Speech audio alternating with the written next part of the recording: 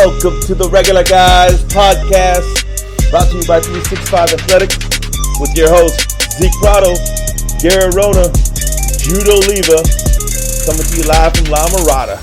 Let's go! Oh, my bad. This thing got stuck in here. Shoot. Yo.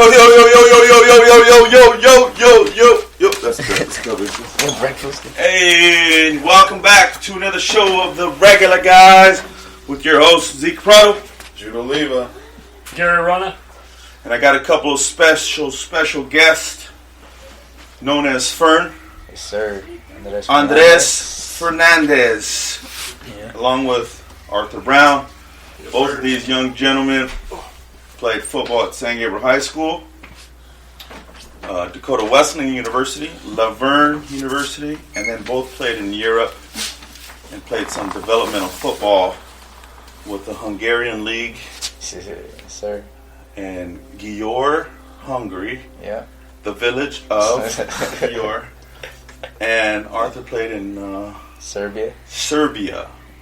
in a little village in Serbia. So, Mine was a village, though.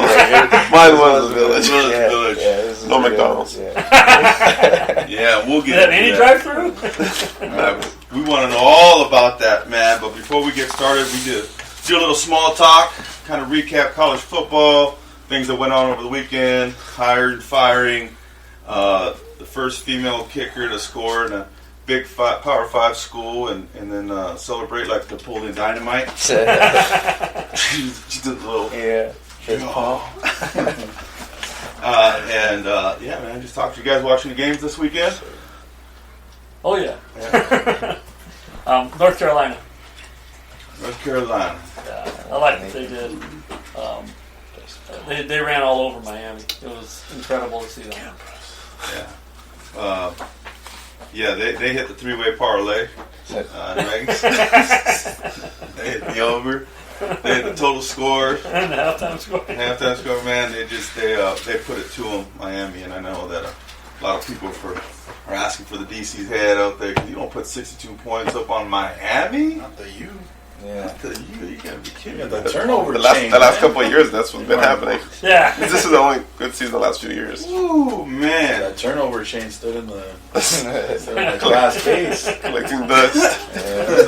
It was break it like out. they had 3 points at a half, I think. It was, and you kind of put in the 2s and 3s, and maybe you can move the ball and put up 24 points. But boy, I don't know, man. There's going to be some evaluating going on here. I think I put my name in the hat for this. At this point, I can stop the run, I'll tell you that. I might get beat deep, but I'm stopping the run. I don't know. Your defense might be built for those Miami boys. Oh, no kidding. Be able to run with anybody. Yeah. Speed. Linebacker was USC getting it done. Yeah. Getting it done. They squeak it out. bad. Squeaking Again. it out. Right. Those 5 stars once again saving Clay Helton's job. Yes, sir. They squeak it out. I saw some highlights because they were down. So we went to go eat at this spot, Mikasa or Mr. J's Burger, and then Jude was like, "Don't show me the score, don't show me," because he was recording it. All right. But I looked at the score at half, and it was like 24-7 or something. Yeah, they were getting beat. Boy. Yeah, they were getting worked. So I got home and my son came running to the door to tell me that we're getting beat. Don't tell me. Man, that's not what I wanted to hear. So I just walked in. My whole family was watching. So I got to do it. I was able to catch the end of it. Oh, you're telling me that we could have been watching it that whole time instead we're watching MLS? We're watching MLS soccer, so you wouldn't watch any of the game, man. Next time that's not a bunch happening. of And then just scream it. That's it. Watch it later. So boy, I was like, so much for the surprise. But it was a good ending. Good ending. Yeah. The movie ending for USC. They're in Hollywood. Yeah, they got a nice tight end over UCLA. Yeah. A big boy. Yeah, scored a couple TDs. E5. It was kind of doing damage. Definitely doing damage. I know at the end they threw that, last minute Chuck for luck at the end. You kind of held your breath to the end. You never know with USC. Bat it down. All right, what's the rule, Coach? You bat it down, or you try to pick it in the end zone. In the end zone, you bat it down. You bat it down. But And don't run it out. don't run it out. Every mistake. You're seeing a lot more of that, man. You're seeing a lot more. What's going on? Pizza Hut in the house. Nice. I'm putting it right down the side, right? Like I did. Yeah, sounds good. All right. You have this, Miss Ann? That's what I'm talking about. Pizza right in the middle of the podcast here. Our sponsor. Our sponsor. Alright, good. And I'm gonna sit right here, right? Yeah. Thank you, sir. Pretty good. Good Alright, job. good. You too. Take care. Messiah, give him the mic. Alright, good. I'm about to pocket that right now. I was about to keep it. That's what Messiah. My lounge. Yeah. Yeah. A little bit more Pac-12 action. Utah beat the undefeated Colorado. Right? Utah. Remember we were talking about they're going to start rolling in the middle of the season? They always Game always 5. figure it They out. only played 5 games. I guess game 3 for Well, no, but they were sick. They were shut down for the first 2. Yeah. Fourth game. That's their fourth game. Yeah. Yeah. Yeah. So they're 2-2, aren't they? 2-2, yeah. Yeah. Yeah. You got a little Coastal Carolina. They squeak it out over Troy. You know, they're still rolling. undefeated, yeah. Yeah. Probably little hangover after beating BYU. Yeah. BYU won. Yeah. They beat San Diego State. The quarterback's legit. Yeah. They got a nice tight end, too. They always do a pretty good job with they have. They always have couple receivers. Yeah, they got a You know, couple he's got a solid They're quarterback. 26 years couple old. 25 years old. Yeah, I mean, hey, full family, ready to Yeah. roll. Got 3 kids. Yeah, was on his mission, came back, Yeah. did his thing. They got a nice tight end over there at BYU. Big boys. Well, I got a question. What do you think of the Jets firing the D coordinator for that last play? At that point, this point in the season. I mean, I don't know.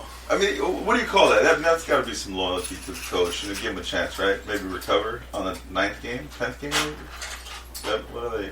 Yeah, but Oh, if you know that coach, anyone know Greg Williams' scheme? That's what he does. That's what he does. Yeah. That's his shit. Absolutely. That's what he does. He fills every gap, tries to put pressure, tries to run man. And the games they lost, it wasn't because of the defense. I'll tell you that much. Then they fire him for the one game they lost that they thought they could win. Fuck you. To me, that's the coach, man. He should have laid on the sword. Here's the thing. I mean, I get, and I totally agree with you, Coach. I mean, just knowing the background of who the coach is. You know, this is the guy that was putting out bounties on people. So you know he's about sending. He's about sending pressure and doing those things. And you do what you do. I think, and in those big games, the even bigger question is, what the heck is a corner doing jumping an underneath route when there's only 8 seconds left? Yeah. Like, let him catch it, tackle him. Yeah. They got, Yeah, he's not going to score at that Yeah, point. like, what is he doing? Nobody talked about the corner That jumping. awareness, bro. It's a Madden player, man. Yeah. It's a Madden player. Madden's corners always Awareness jump and rating hit was route. down. It's not fair. And still pick off the corner Yeah. over the top. Hey, on It's Madden, hard. you run a hitch and the fade together, and he's gonna jump the hitch every time. Yeah. That's a Madden player. That fade, That's a Madden. baby. He Yeah. got caught up in the. But he's been playing too much bad, and then he carry over onto the field. Yeah. That is the only time they were winning. Poor Jets. Jeez. Yeah, the Jets. They were.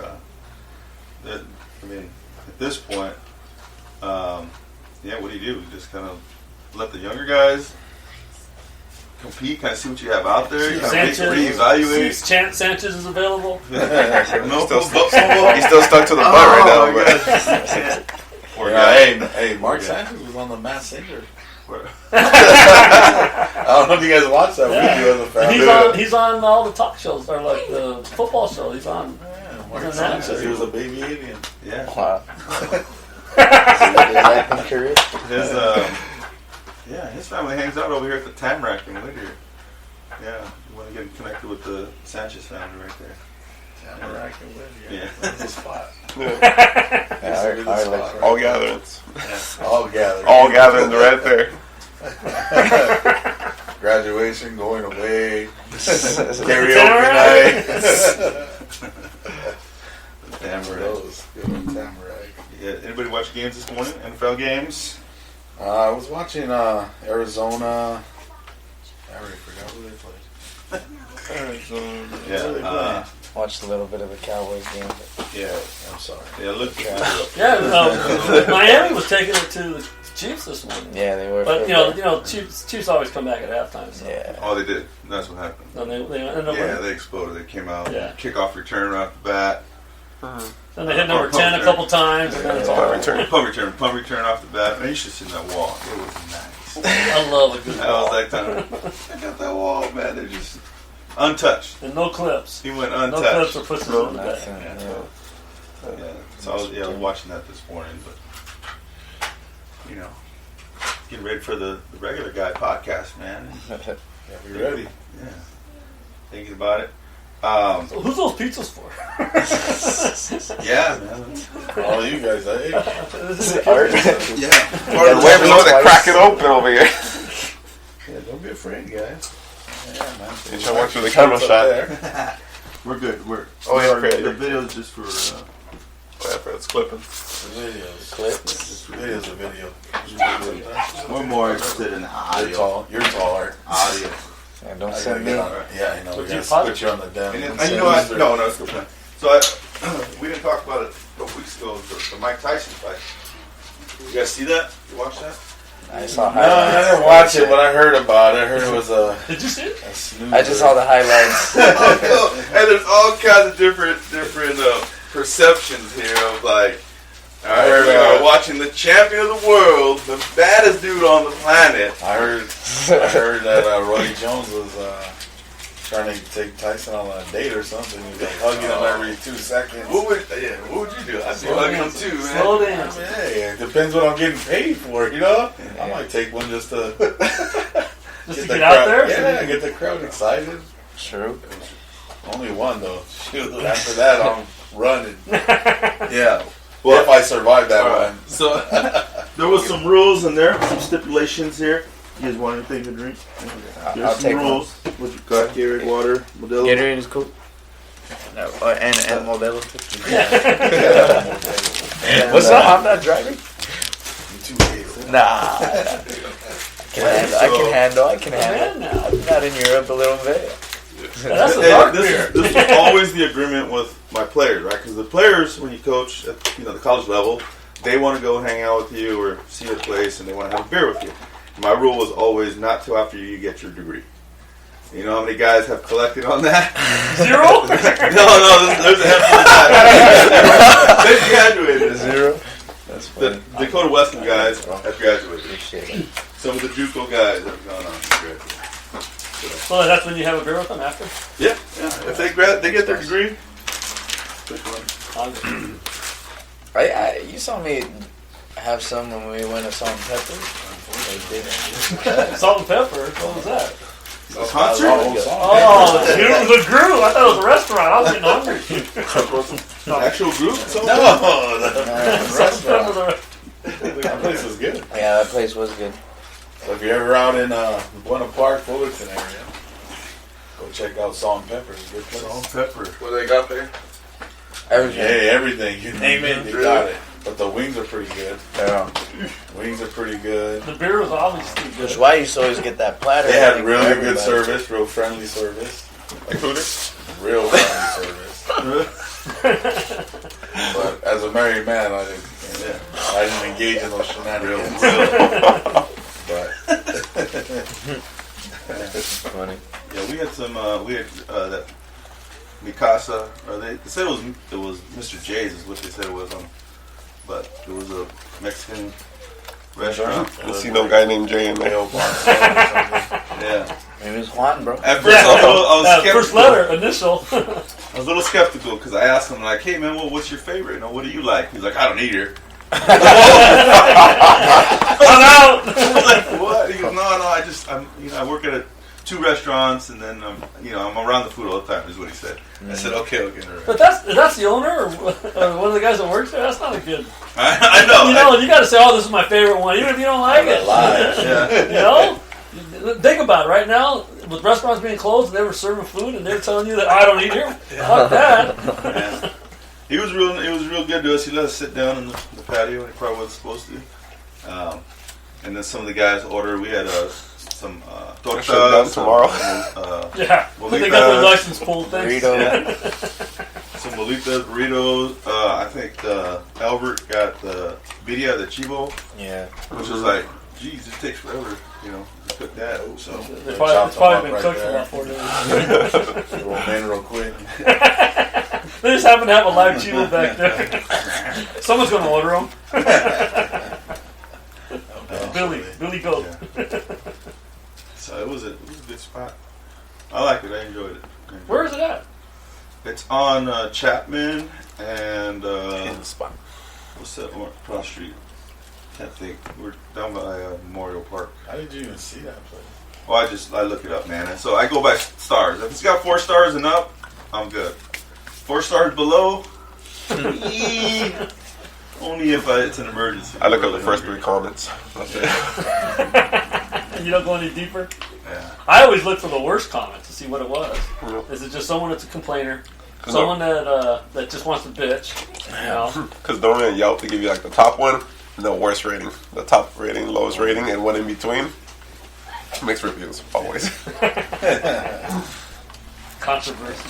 Why is it so different?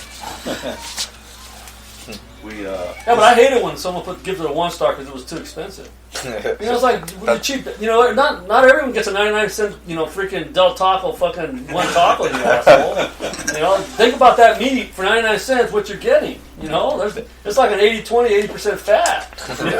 I will say this. That's one of the... Okay, so anytime I buy something or anytime that I have to purchase or think about what I'm going to buy, I always remember this. Coach Rona said it when I was 17 years old. He said, remember, you get what you pay for. Yeah. I've never forgotten that in my life, and every time I've Trying to get a deal. try to do like the ghettoest thing or the cheapest thing, I always remember because like 2 months later, I'm like, I have to buy the same thing, but now I got to buy the better version of it. And you have to pay more. Yeah, so Where I'm you like, should I have could have just did it the first time and would have been okay. I'm good. True For statement, right now, man. I'm good, man. Never ever got that. Yeah, that's what I love it when you always have that friend. I'm gonna say it's my brother-in-law. He always gets the best deal. Right? You can be talking about, oh yeah, pick up the computer. Oh, you should have seen the computer I got. Oh, okay. Yeah. I bought an Alienware computer. It's got the top of the line processor. It can play movies. The highest rate. Oh, I got this one at Costco. Oh fuck. Okay, yeah. You got it at Costco and it's better than mine. I got you. I paid $4,000 for this laptop. You paid $99 and yours is better. Okay. Straight. It's like there's always those people that always have a good deal. Yeah. I try not to pay full price, but I like new. I like new things. I don't like new refurbished or anything like that. It's Fry's Electronics. Talk about refurs. They're out of business. All the refurb. All that refurbished. Wait a minute, didn't you buy a laptop? That's why I buy new now. That was like 6 months ago. Well, you know what that is? That's a trust thing with my other nephew, Angel. So he was the one that was selling me the refurbished computers because he said he and his buddy were fixing them and putting them together. Trying to Over and over out. again. Yeah. So they were like, sell it to you for $200, and then you sell it back to them for $100, and then you turn around and sell it for $200, and then that same person sell it back to them for $100. So that's what they were doing, a little scheme that they had going. But I'll buy it back if it doesn't work. yeah, It's guaranteed. they get their buyback program. Yeah. They learned that from Oh, but there's a restocking fee. Give it. We had a football camp this week, right? And we had gone to some restaurants out there. Right? In Las Vegas? In Las Vegas. We did this omelet house, which was pretty good, really good. It was like we had this pastrami, Gouda cheese omelet. It was Viva Las Vegas, man. What happens in Vegas? Yeah. Clogged your arteries. We did walk by that. It does come back. Heart attack restaurant. It comes back as colon cancer. Hey, that heart attack was the heart attack grill. Heart attack, yeah, something like that. So they had one in, was it Chandler? I don't know if it was Chandler. We went one time. In Arizona? Yeah, that's where my godfather, rest in peace. That's where my godfather lived, and when he unfortunately, well over 10 years ago now, but had a massive stroke, so our whole family went down there, you know, to go to visit and try to see him after his last couple hours. So these people are telling us about this place, the Heart Attack Grill, and I'm like, well, it sounds like it's good, you know, it sounds really good. I mean, they hyped it up. Now, they didn't tell us the whole theme of the place. They did tell us about, like, the burgers and all this stuff. So, of course, you know, we all go, and granted, we took, at the time, they were kids, you know, like my cousin Victor and a couple other people. So we took them not knowing, you know, what this place is like. We go into the place, and I didn't realize that it was, like, literally, like, they have nurses in there, but the nurses, it's like super Halloween, you know. Yeah. So yeah, they're a little bit. So like Tight coolers. dresses. Well, yeah, the skirt is a little high there, and there's some fishnet stuff going on. There's mirrors all over the freaking restaurant, and you know my two little cousins are like, in heaven. They're like, staring at every mirror in there. You know, I mean, yeah, there was a lot to look at. Yeah, it was definitely a good place to eat. I don't know if it's a family place to eat, but you know, if you're a single man, you have that thing. Go with the boys. Go with the boys. Yeah. Leave your guns outside. Or the nurses will frisk you. Arizona, that's what cracks me up when I see that sign. Like, leave your guns outside. No guns allowed. I'm like, oh. That's a wild, wild west out there. It is. Yeah, that's So how was your camp? man. Did you have Man, we had 70, about I don't know, between 50 and 70 kids, depending on the day. those 3 days? 3 days, and 5 to 7 at an undisclosed location. Undisclosed? Well, you know, it's the COVID deal, you know. Oh! COVID. Oh, sorry, we're on a lockdown.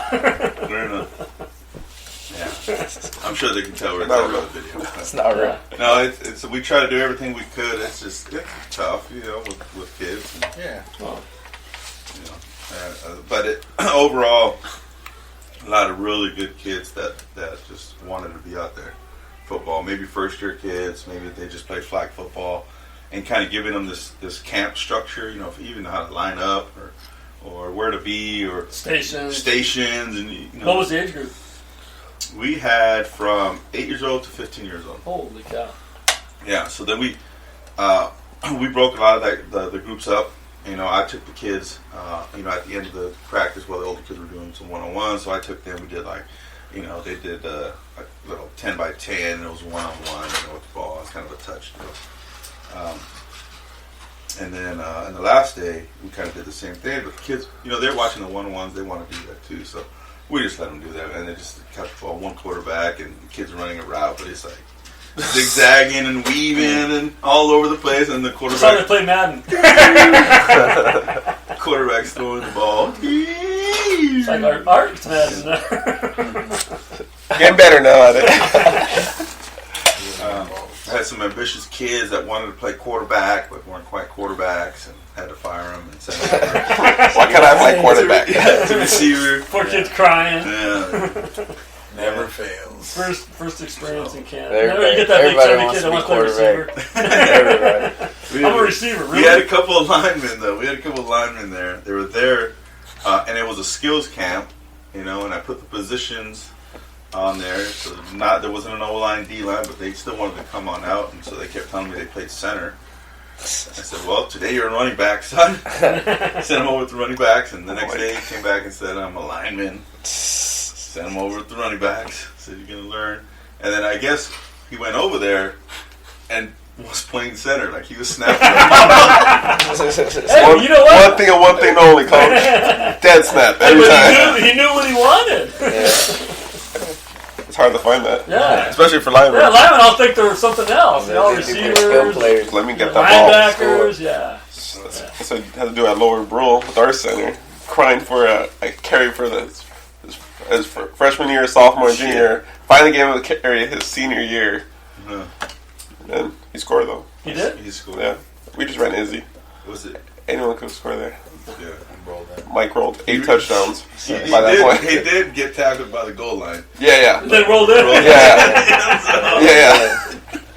Yeah, you get. Yeah. So by the end of the camp, the big guys they were playing receiver. They were playing receiver, so they were enjoying it, having fun. Yeah, they were enjoying it. So we had a really good time with the youth organization, the Centennial Bulldogs, out of like the northern Las Vegas area. And It's all new, huh? All new developments. Once you start getting past The strip and the everything. strip, you go. It's on 95. So you got to go up. You got to go north. Yep, and it's just it's just growing up north that way in Vegas. Yeah, you pull up a Zillow, and all you see is new construction. It's like, holy cow. It's all there. It's all Vegas. growing out there. There's no jobs right now, but it's growing. Yeah, That works. unemployment's at an all-time high. So, well, guys, we brought in Andres and Arthur.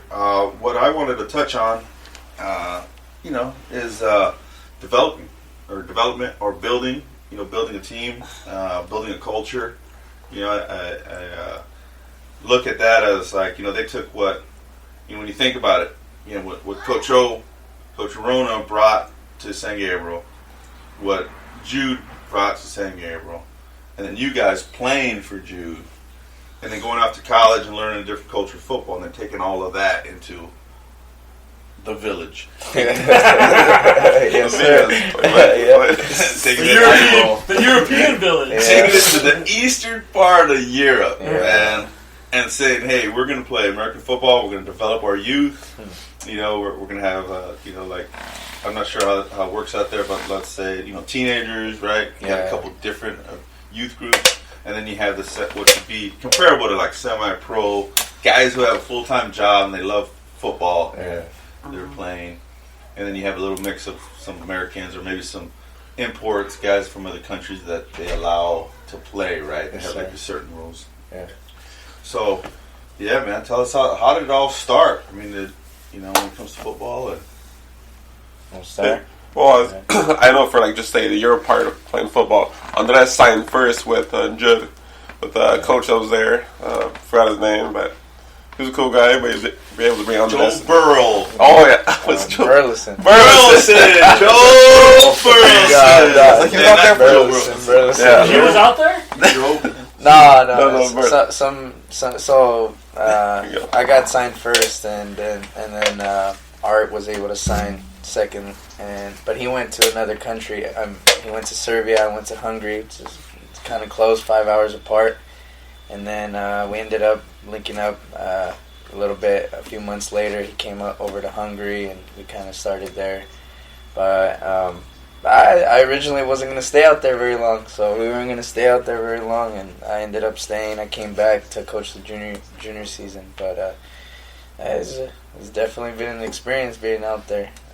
Yeah, just like I said, for myself, playing with Roving Rebels, and European football is very different, compared to playing high school, college, and different type of athletes. Especially all of them are first year guys. Some of them are first year guys or old school guys.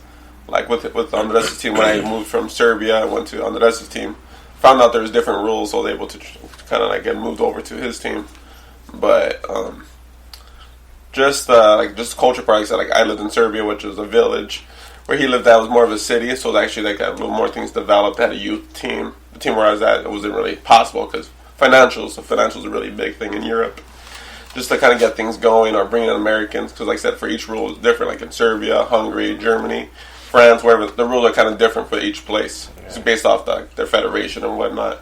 But with Jude and stuff, I kind of been back and forth between helping them out, but majority just kind of hang out with Andres out there in Europe. Being out here in LA is a little expensive, so here for 2 weeks, and I'm like, I'm ready to go. Not possible. But out there, there's been a lot of development. I know Andres has been out there for a while now. When he first got there, it was I was helping him out with the youth and no organization at all. And for me, I'm used to Rolling Rebels, so having volunteer coaches, which is kind of same type of situation. But Andres was out there with the American quarterback, the American coach, and both of them had no clue how to coach kids at all. Just let them run with their heads cut off the whole time. And they're playing a season or playing games.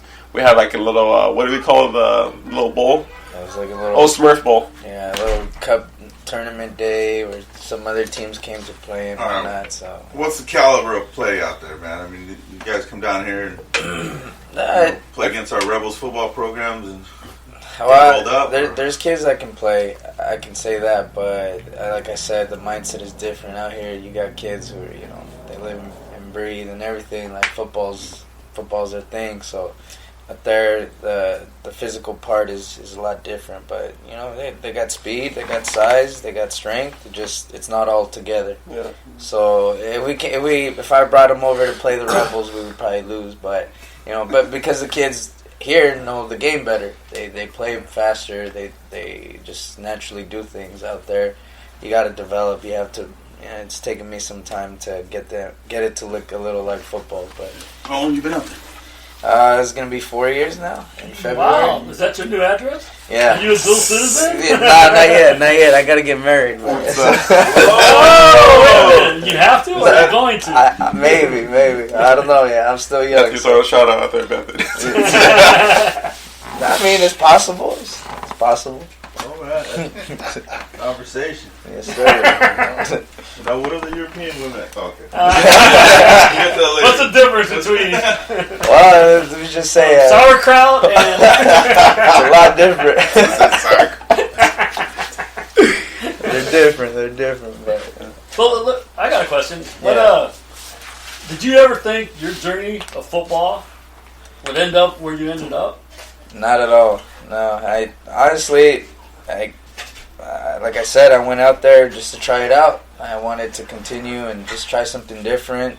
Go, at the same time, like travel and play football. Exactly. Yeah. So I didn't think I was gonna be out there for this long, but it's been worth it.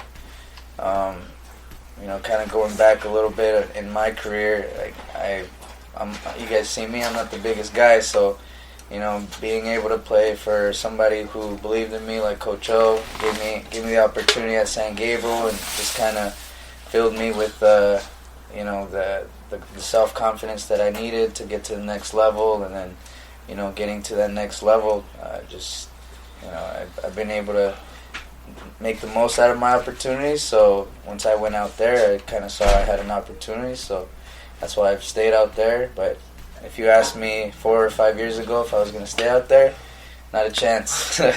not at all. So it's kind of been, it's been a cool journey. It's been a cool experience from when I was at San Gabriel to Laverne to now. It's been great. And as Zeke kind of brought up the development part, out there, it's been a great experience being able to give back to them and develop the youth program. So the youth program is kind of mine. So it's like when you started there, what was the youth program like? Like chickens with their heads cut off? Basically, I mean, like, it's a good question. So basically, there was only 2. So it was like the varsity. So they go by age groups. They don't go by like varsity, JV, something. They go by U19, U17. So those were the only 2. When I got there my first year, it was like that. I learned real quick. It's not about what you know. It's about what you're able to teach your guys. I got there I know football. I'm gonna be able to coach these guys. It doesn't matter, it doesn't matter what I got. But I was getting my butt kicked, so I'm like, I gotta find a way to get these guys to know, the game a lot better and be able to execute better. So when I went back the next year, we started U15, U13, U11. So I'm basically in charge of all of those. You had enough guys to fill Yeah. We were recruiting, going out to schools and stuff, so we were able to get enough guys. Now, their way around certain things is like, not everybody's able to have a lot of players on their team. So only the highest level, U19, is 11 on 11, and then you got 9 on 9, the lower levels. So that's kind of how they work around, not having enough numbers and things like that. So you only need like 20 players on the team? Yeah, basically. So that's roughly around what I would have on every age group, 20, 25 guys. So, definitely been able to develop it. Now we have somewhere around 35 to 40 guys on the U19, the 11 on 11. So you've grown the interest Yeah. More people wanted to play. Friends Definitely. of friends would go watch them and say, hey, I think I can do that. Yeah, and I mean, having a little bit of success too helps. You know, I think you guys know that winning Oh, cures winning a lot. breeds Yeah, bandwagons. yeah, exactly. So before I got there, they weren't doing much of that. So it's kind Nobody of wanted to play. exactly Yeah. 12, 15. I remember my first year we had 16 guys, 17 guys. Maybe we started, and we finished with 15, 14 guys. So. Yeah, we lost some dudes throughout the season, but those 3 guys, it's a big number if you don't have a lot of guys at the beginning. So So you just won a championship. yeah, with the adult team, and I've won a few championships with the freshman group. I made it to the playoffs the last 2 years with the U19 or the varsity group, and got second place. Made it to the championship game. So there's been some improvement, but yeah, we won a championship with the adult team or the senior group. Now, when you guys do that, did they move them around little leagues? You go up one, you. Yeah, I know so there's different tiers of. well, this year we played in the it's the Division 1, not the actual like top level for the Hungarian league, but because of the COVID, so we played with the lower division teams. But we played with no Americans. We played with just strictly like our guys, the domestic players, and a lot of the guys that were playing were my guys that have come up through the program. So they got to play and experience, and kind of lead the adult team in a better direction. So And those guys after 19, then they're eligible to play on Basic, the yeah, So that's now you got a basically kid with 2 or 3 years experience Exactly. instead of the Yep. guys that. Yeah. So you're building a real program. Yeah, this I basically started from scratch out there. So yeah, that's kind of how it is. Like those guys that played for me, they knew the system. The last few years they've been playing for other American coaches or players that have brought in their system, and it's like you don't have enough practice, enough time. So guys out there running with their heads cut off, they're trying, they just don't know the game that well. So this year they knew the system a little bit, and it was easier. They were out there running, playing faster, making plays and things like that. So those guys definitely have helped a lot with the development of the senior team and taking in. So the development part, because I remember watching the video like 4 years ago. See, I got all the They were in videos. like a multi-purpose room with some gym mats on the ground. yeah. I don't know if you guys had bags or. Man, I just thought like, oh my god, it reminded me of middle school. Man. Like 6th grade. recruited. Yeah. So the resources, man. What are the resources like? Because you're talking like, hey, we know football now, but like, what are the resources like? Do you have the tools? You're playing on a soccer field. You have a weight room. Do you have? Nah, you're What about looking the at gear? the gear. Most of the kids buy their gear, so they It's all imported. yeah. From the US? There's stores out there from Germany and other That are countries. carrying that gear? Yeah, that are a little more developed with the game and just more exposed to like the western side of the world. So they're able to get their equipment from there, but like fields, I think there's only one official like football field in the country. Everything else is Turf. soccer? Yeah, everything else is soccer. So you got wider sidelines. Nah, I mean, you make the football field, you put the lines, but 20-yard end zones. no. We're not playing CFL rules, but yeah, the soccer fields is usually what the kids play on. And there's no weight rooms, so a lot of the kids they have to go to the gyms and try to work out. The team has equipment like bags and cones and things like that, but it's usually like handed down from other places or donated, but it's kind of outdated. It's not the same as here, that's for sure.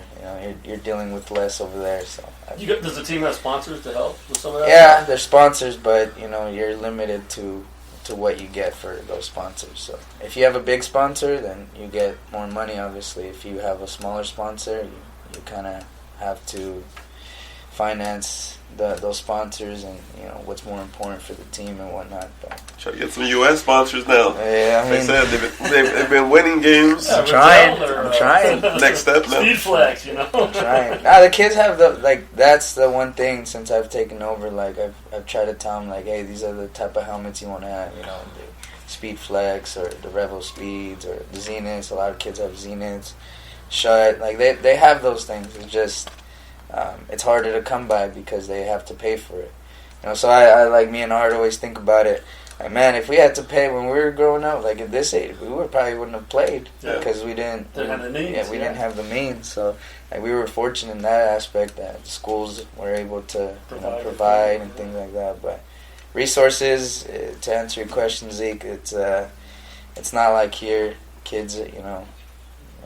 You see kids with some pretty old gear out there that don't always have the out there with stuff. the Shut Target masks. where I first started, I'm just like, you cannot see through that. Yeah, that's the 90s. Unfortunately, yeah. There might be Halloween costumes on the line. That's not the right helmet. The Rudy He's got the face phone. The Rudy Rudiger face mask. So I mean, what's his face? Larry Zonka. Yeah. The one bar when he broke his nose. So to kind of go off of that, what you guys are making fun of. So the guy who brought me out there, you know, he was a Texas guy, but he was living in Canada for a while. But he went out there and he was like all hyped, like, yeah, you know, I asked some people to donate and whatnot. We're like, yeah, great, we're gonna get helmets for the kids. They get here and it's those helmets, you know, they got the cross face mask, the old Rydell's. The ones that were sitting in a warehouse that had been used for 10 years. Exactly. The model displays. Exactly. So yeah, you know, like those type of helmets. They come out on the trophies. Yeah, exactly. So I was just like, oh man. So after the first few years, I kind of started telling the kids, like, hey, make sure you guys get these helmets. We need to get these kids out of these helmets because these are concussions waiting to happen, you know? I need my kids. We don't have a lot of them, so... now they got a lot more, like they got better equipment, better helmets. They've gone out. But it's also because of the program where you started and having the influence of you, and you telling them, you know, what they need to do, and exactly, you know what I mean. Like this is what you need to get to. Yeah. When you play other teams, do you see older gear on some other kids also? Or is everybody starting to upgrade? But everybody's starting to upgrade. Yeah, the game's starting to develop. It's starting to get better out there. It's not obviously at the same level as here. You know, it's not at the same rate, but you can see it's starting to look like football. How many games do you guys play this season? The most we've played since I've been out there has been 7. So that's like season and playoffs start after that? Yeah, and then playoffs will start after that. But most of the time it's 4 to 5. 4 to 5 because there's a lot of teams, but there are a lot of lower level teams. So like those are the teams that play more, but the level of competition is not that great. And they don't want to play the teams like at your level, like no, because it's finances. So like if you don't have the money, traveling and equipment. So like, what's the furthest you have to go to the location? Usually it's like 3-4 hours. So you travel to the other side of the country. It's a small country, so you're not. Is it by train or something? Or? By bus.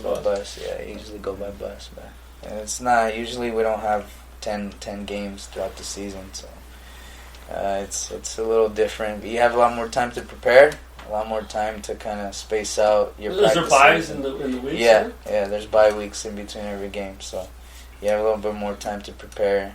2 weeks to get ready for every opponent? That's not football. But you think about it, that's like, a Super Bowl. We don't practice every day. We practice 3 times a week, so it's like it kind of adds up. You make the money, you figure out a way. It's different.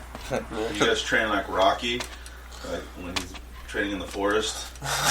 Like,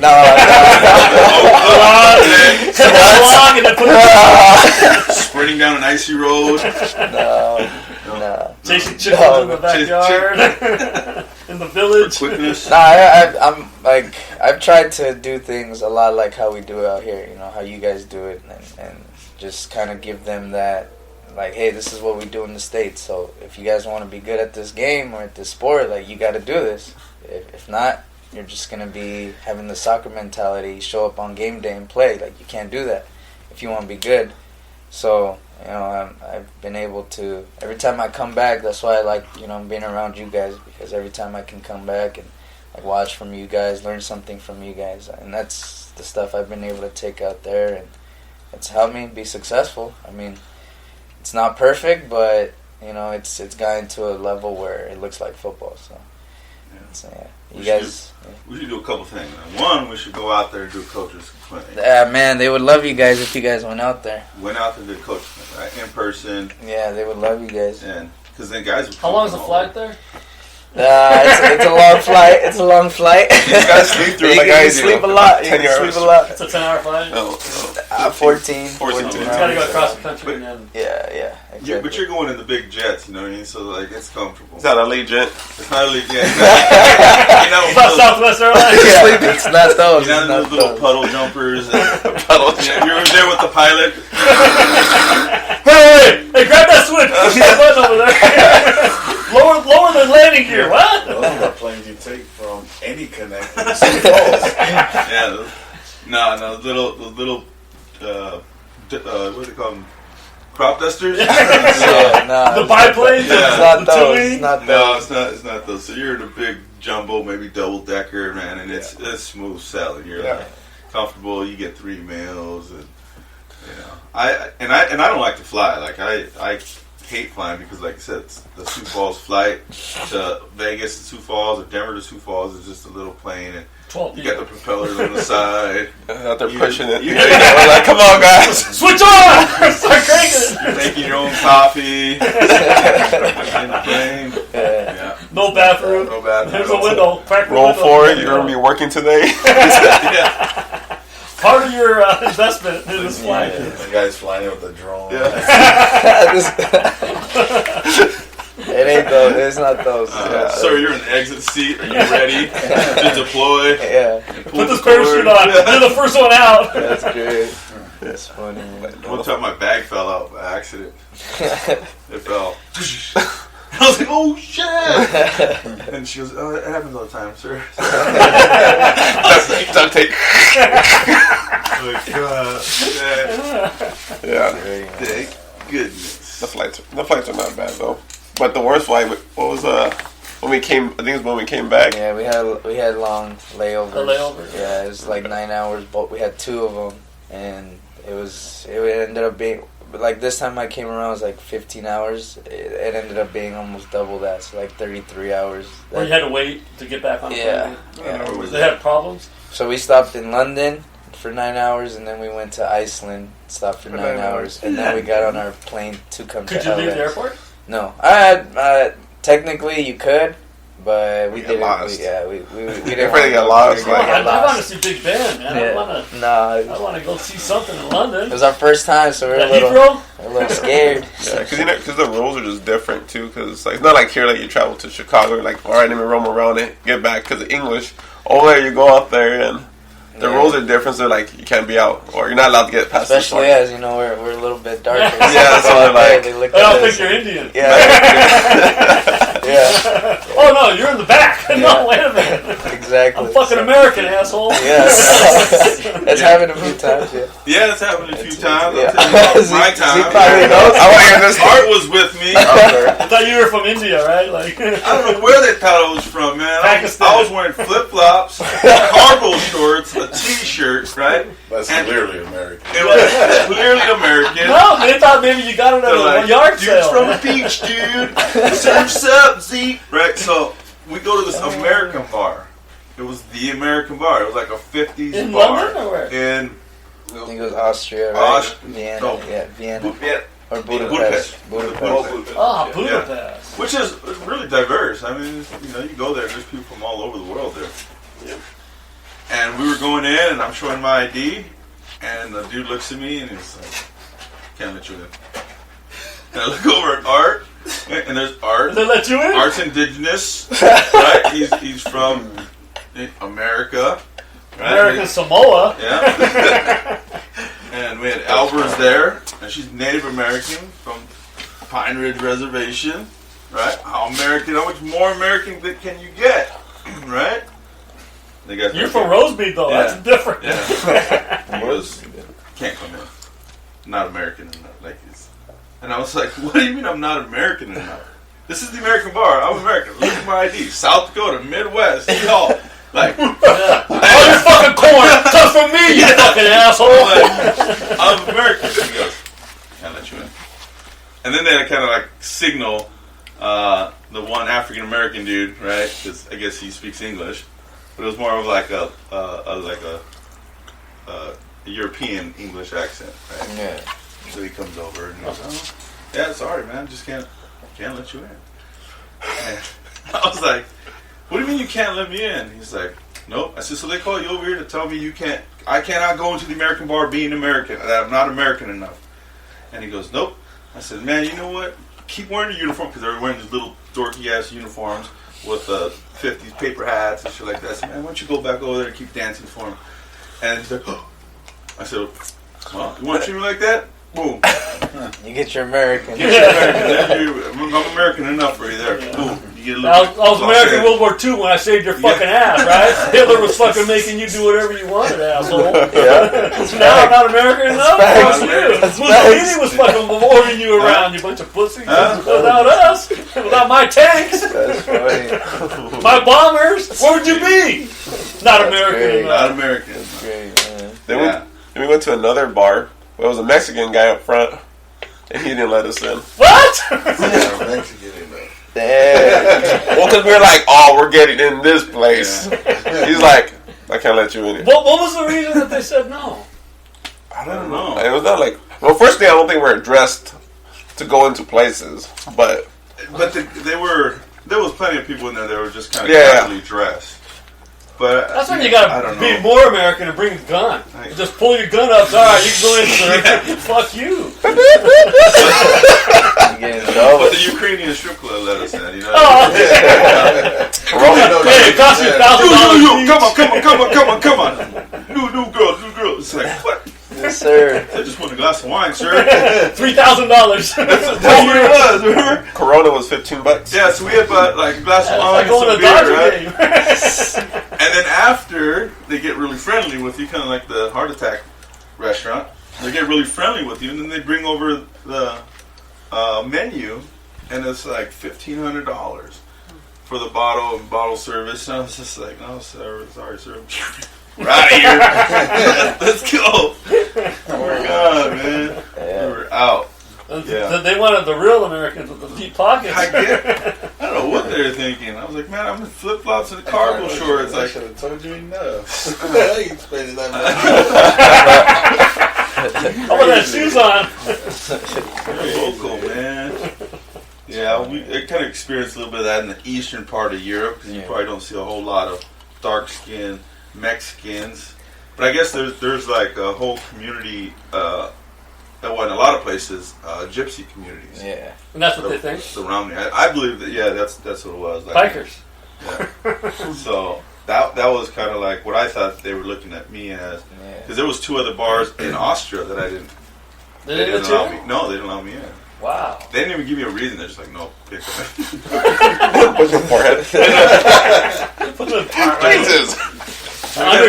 Andres, have you had any prejudice or? Yeah, most definitely. I've kind of had some. They wouldn't let you in a place, or? No, not that they wouldn't let me, but they've definitely like, let me see, like passport control. Like, let me see your passport, like, your identification. They've thought I was gypsy. So a lot of the gypsies, a lot of them come up to me like, "Hey, what's up?" They start talking to their language. Yeah, I'm like, "Hey, I speak English. Like, I don't know what you're saying." And they want to like be cool with me and stuff. But I've had moments like that. They're just not used to people of color. Are the gypsies fair, not fair skin, or there's some of them are fair skinned, but you can tell when they're gypsy and stuff. Most of them are kind of like this The complexion. gypsies are like homeless, or they have their own camps. And they have or- their own places. They go from city to city. That's why they call them that. Yeah, I don't know why they call them gypsies, but I know that's like a characteristic, or like what they do a lot. Like they'll go ask for money, or they'll go from city to city, things like that. So out there, they're a little racist, I guess you could say. They talk bad about him a lot, and he's gypsy, like. Just get away from him, or like stay away from him. Like that's something me and my uncle talked about, because out here you hear about the word gypsy, but it's more like a term. Yeah. Like all the gypsies hop around places. Yeah. But actually going to Europe and stuff, you actually like... That's a real gypple. Like that's where a person that's gypsy, which is like, aside from movies and stuff, but you can't compare like movies to like real life. Yeah, but our favorite movie's Snatch with what's his face? There's a piker. Brad Pitt. I love that. Movies. I'm in for it. For my mom. Yeah, that's what's it? Snatch, you said? Yeah, they call them pikers, but they were gypsies, gypples. They said too. Yeah. I remember I said that term one time where I said, "Man, I got gypped," and then they're like, "Don't say that." I said, "What?" You know, I didn't even think about it. Yeah. But because of like the stereotype of gypsies that you kind of get swindled and you know they're always selling. They were always hustling. When I was in Europe, I mean, I saw that they were always hustling, selling like those airplanes that go up. And that probably last 3 minutes after you buy them. And then turn around, they're gone. Where's my refund? They blow up. Yeah. 40 pieces. 5 tries only. That's it. Guarantee for 4. Yeah. So I said that one time, and then people gave me a reaction. I was like, man, I didn't even think about it. You know that I had said that, or it was negative, or like you know, it meant something really bad. But it's not the term gypped isn't. It's like targeting the people group. Yeah. And then we learned, like, I have a friend Roman that's from Slovakia, and he talks about the Romani gypsies. Yeah. That they would like get help and support from the government and get not hotels, apartments, and just tear them up, and just kind of, just not destroy it. Not really care about the community because they were nomadic. You know what I mean? Like they weren't going to be there very long. They don't want to stay. They don't want to stay. Yeah, they just keep moving. They're always moving. Good old Europe. Yeah, that's how it is out there. Yeah. There's a big community, gypsy community in North Augusta, South Carolina. And when I was down there, are they from Europe? I don't know where they're from. They have their own language. Yeah. They definitely do have their own language. I don't know about the ones here in America. Out there, it's like that. Yeah, for sure. Yeah, they have. What they do is like, the community, they get together and they buy these big homes and they're huge homes. I mean, huge brick homes, like colonial style homes, and then they don't live in them for a year because they have like some type of spiritual religion practice that they think that after a year, whatever's there leaves and things like that. So the spirits are. Yeah, so they would just have empty houses, brand new empty houses, just chilling. Yeah, till it was ready. Yeah, because that's what was in Serbia. Because when I was in Serbia, they have a whole community of gypsies. Like, there's a certain part of the town they said you can't go towards, which is I didn't know gypsy was a real thing. Besides, you walk around, you see beggars, but in LA, everyone's a beggar in LA. So like, they're living underneath the freeway. They're like, oh, these are just the ones on this side. Like that's all it is. Yeah. Well, there's like a whole community of it and stuff. Like you said, like going out there buying home stuff. And in Serbia, they're like, oh yeah, at nighttime you can't go past this side. I'm like, in LA, you already know there's certain parts you can't go at nighttime out here too. So like for me, it was like really like weird to hear about that stuff because you hear a lot of like the racist tendencies. But it's like it's just anywhere though. Like there's racist tendencies wherever you go.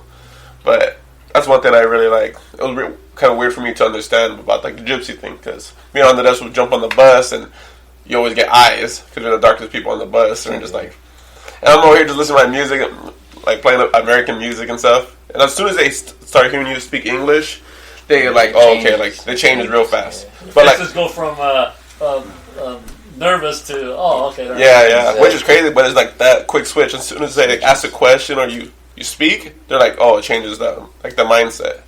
And the facade they put exactly. up. Yeah, which is like, because you get that a lot. It's like, so like when they hear you speak English, they know you're American?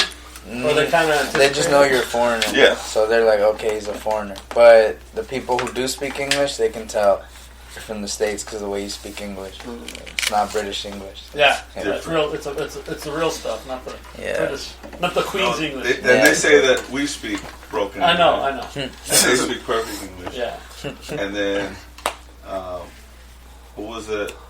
Like they don't understand our English because it's all like slang and shorthand. It is. We don't say complete it's not proper. Like when I go out there, I don't ever say like fool or what's up. Fool. Like, I don't use those words. But when I'm here, like what's up, homie, like, what's up, bro. Like, so your English suffers when you come back to the States. Yeah. So I have to like I hear they don't understand any of the slang. They do some of it. They try to because they movies watch or movies or videos, but not like our slang right here, out here. So I definitely have to speak slower. I have to try to speak better and things like that. But what's the percentage of people that speak English there? 50? I think less. I would say less. I'm struggling. So like if they watch an American Hollywood movie, They'd watch it and it'd be subtitled, or would it be dubbed? Subtitles. So they'd read it? Yeah. Wow, so they can't get the full effect of a movie, huh? Yeah. Right? Because, I mean, their eyes are down. And The younger generation is speaking more English, but when I first got there, it was kind of hard to find. So when you're coaching the kids, you can't speak their language and they can't speak your language. So Spanish doesn't work there. No, I can't. It was funny because in my first few years, I tried to say something in Spanish thinking they would understand, but it's like, no, they're not going to understand. Oh, not that type of foreigner. Yeah, so I had a translator first few years, but now like the kids are learning English a lot more, so I don't really rely on the translator, but yeah, I needed a translator at first. But the kids, like my program, the kids that are in the program, they speak English, so that's definitely gotten easier. Then you said you can't play from here if you speak any other language. It's honestly, like now that I've been there for a bit, I'm like, you speak English? All right, good. If you don't, like I'm kind of like, you go to the Hungarian coach, like over there, bro, come over here with me. I can coach you. How many guys on your staff? So for the first few years, it was like 2, 3.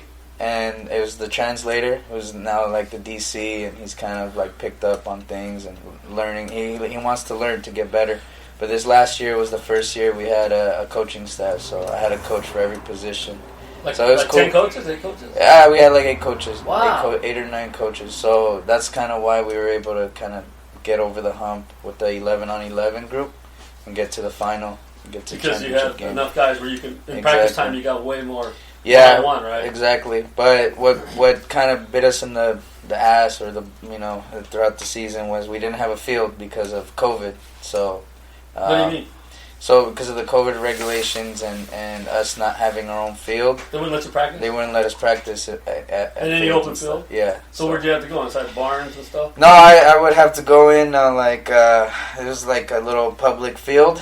But it was gated, so we were able to practice there for one practice. If not, we would go to like Olympic facility. They had a field, but that was gated as well. You got to pay, or you got to ask? The team had to pay for it. Yeah, the team has to pay. So they ran it to you?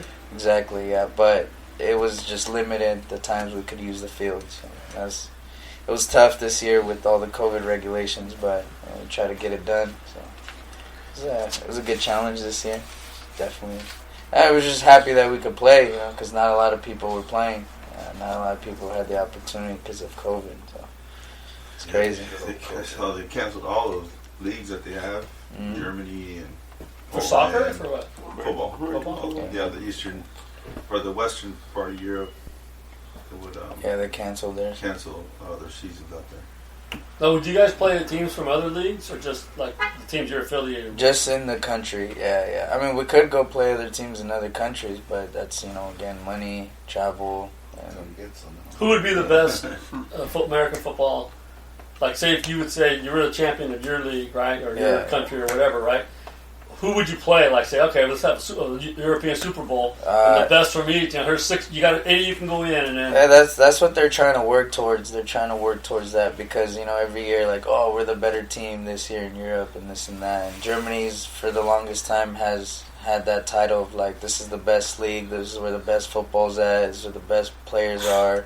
So they're trying. Do you have Americans coaching there, or? Yeah, they have Americans. They they pay for American coaches. They've had American football out there due to the military, so like out since world wars and stuff. So that's why football is more developed out there.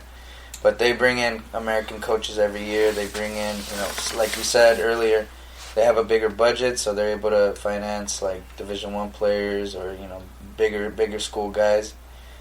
So that's why they always get the title of like the best league. But there's good football players in Europe. It's just it's a different world out there. It's harder. I got a question. Yeah. What's the hardest thing you have to teach there as far as football? Like, what's the thing that you say is like the majority of the guys playing there don't get that we all get or we take for granted that you were like, oh my God, you know what I mean? Like, what was your aha moment where like, oh shit, they don't know this? For me, it would be putting the extra work. Yeah.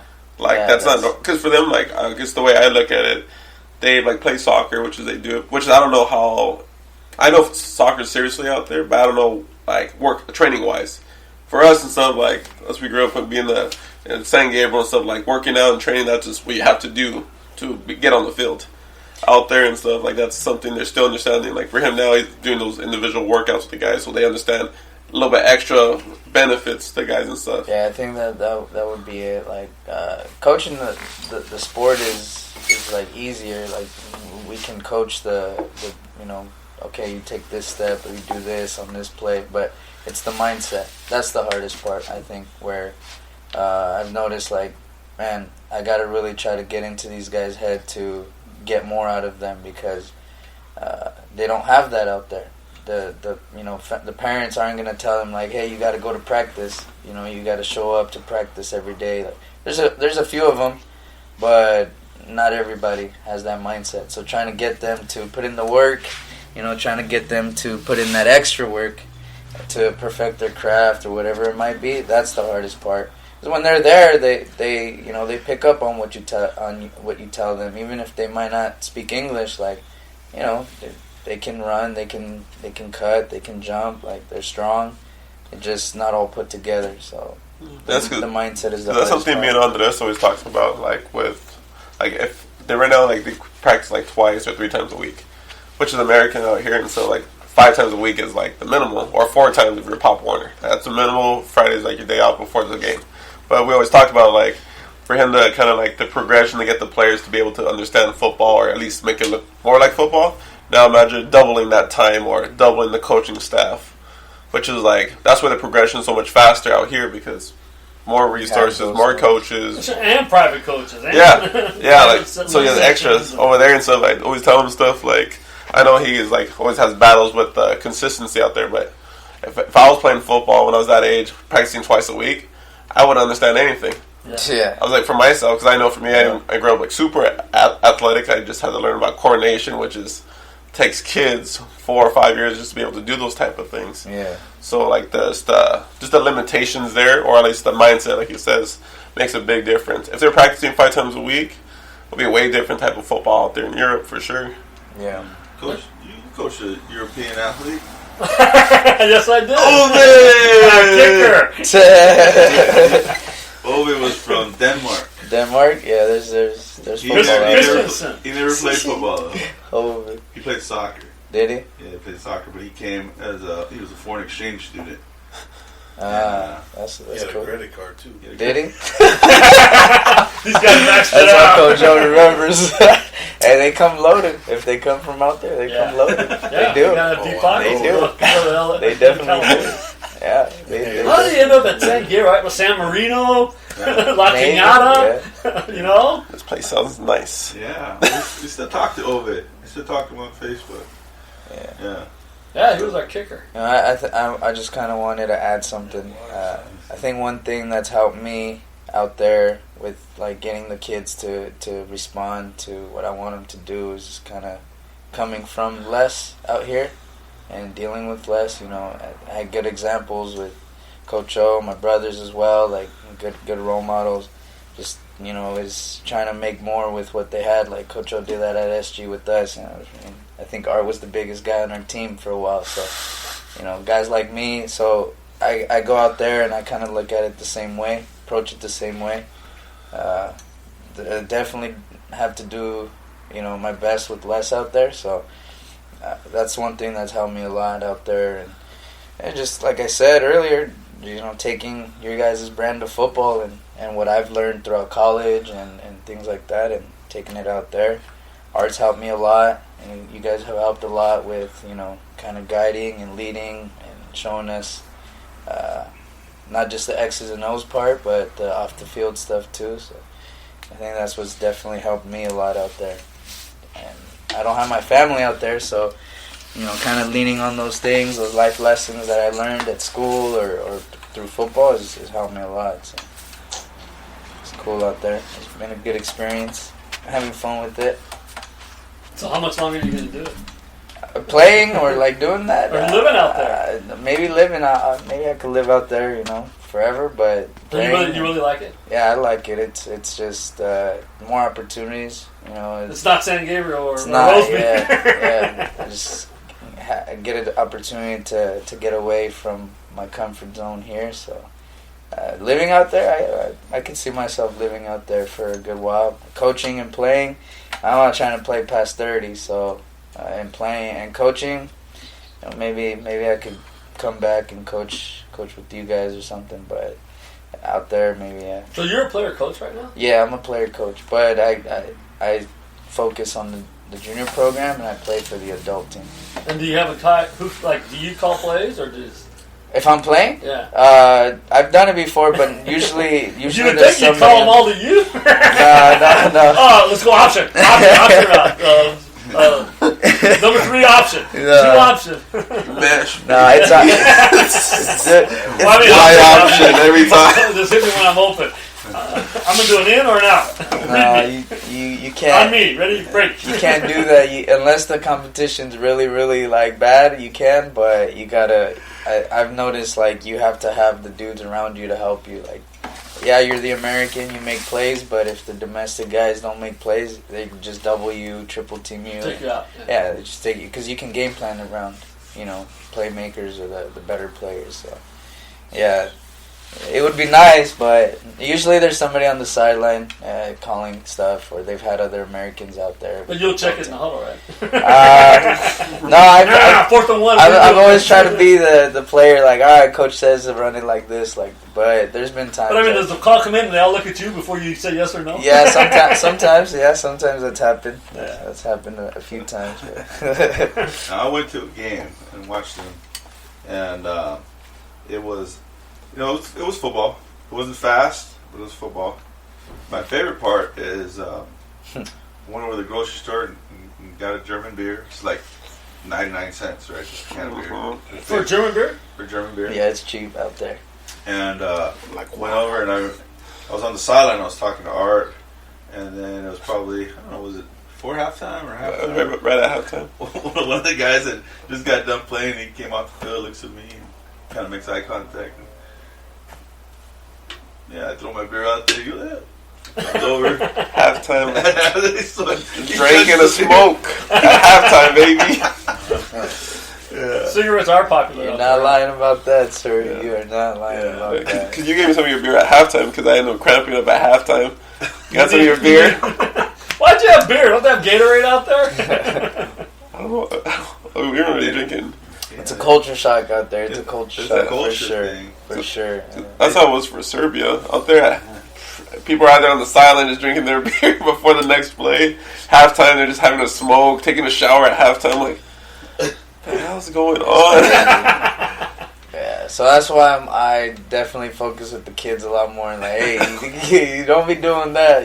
Halftime, you guys stay over here with the team. Like, don't go to the sideline. Don't go to the bleachers. Don't be doing that. Don't go take a shower. Yeah, exactly. Like, this is we're playing a game, goddammit. So you can come over here, you stay over here, and we'll finish it. When the game's over, you can do whatever you want, but stay here. So I'm trying to change their mindset too on those things because it's a culture shock. You go out there and you see those things. Like, dang, beer at halftime, a smoke at halftime, or guys just doing whatever they want at halftime. Like, hey.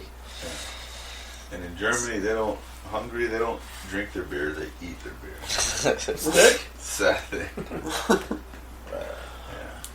Now, can you get up in someone's face, or can you like tee coaching? Off? Yeah, can you tee off on somebody, or do you? I've had my moments, but I tried to talk them through it. Yeah, talk it through. But now that I've been coaching them for a while, I rip them some new ones. It kind of always reminds me of like when I was playing. It's like, man, I need to get into these guys. I just now that I'm in this position, I think about like how the times you guys had when you guys were coaching us or coaching your players, and I just started thinking like, man, how did coach do it with this dude on the team? How Like, did he man, motivate? how did he not flip his lid with this guy so many times? Like you think about those things, so it's kind of funny. Comes full circle. And you start thinking about all those things. Yeah. It's like, man, I'm definitely I definitely get into them though. I rip them some new ones. Yeah. So now you understand that, right? Yeah, I definitely understand now. I definitely understand now. Like, man. Now I see Coach O talking about. Yeah, no, for sure. Art's been out there. He's seen me lose it a few times with the guys, but it's always just about the effort, though. It's never, it's never about the football, because I understand that. Yeah, effort is when they give up. The effort part is when I lose my, because that's just how I grew up. Do they understand, like, when you're on them about effort? Do they understand? Yeah, they understand. Yeah, and kind of going back on the original question about developing. I went out there, thought I knew football, so I could just call plays and be successful. But when I came back, I kind of went to a little like clinic. I think you guys had it at BP. And you kind of talked about like your philosophy. I sat down with my brother as well, and I went back out there the next year, and I introduced to them my philosophy for the program, and that's really what's kind of taken us to the next level. Like the pillars and the foundation of the program, like accountability, effort, like those type of things. Yeah. The one I went with was the one we had at BP. Our family versus their team was like the main one. So, like they're all about family now. It's not just a team, and you got to be accountable, and you got to give me effort. You got to be tough. Those were the things that they didn't have when I first got there. So I was like, these are the ones I want to focus on. So. And I've slowly been building on it and slowly kind of trying to make it better. But, yeah, that's really what's helped me take the next step.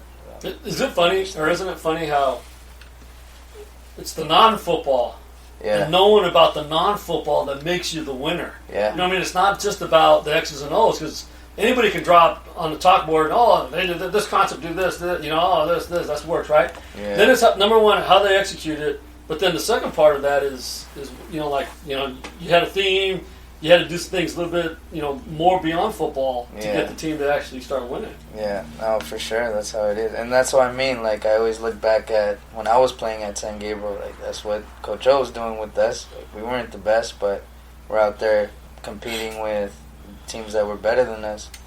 And maybe we didn't win every game, but at least we were out there. You were in the game. Yeah, we were in the game, so... That's kind of how it is out there. That's kind of how I look at my team. We're like SG, and the other teams are Muir, Burbank, kind of like that. Belgarden. Yeah, those teams that were better than us. So then there's a couple. There's always a couple. Yeah. No, most definitely, most definitely. Everyone plays this week, goddamn it. Yes, sir. So, Coach Orona, what would it take to get a building out there? That's the next question. Get a facility for these guys. Yeah, that's where I'm at right now, trying to figure out. Like a locker room and a practice hub or what? Right now, my biggest thing is like getting them physically prepared, because the X's and O's are like the understanding, the football IQ. It's getting there. It's the physical preparation. So like getting a weight room or a place to work out, those type of things. So.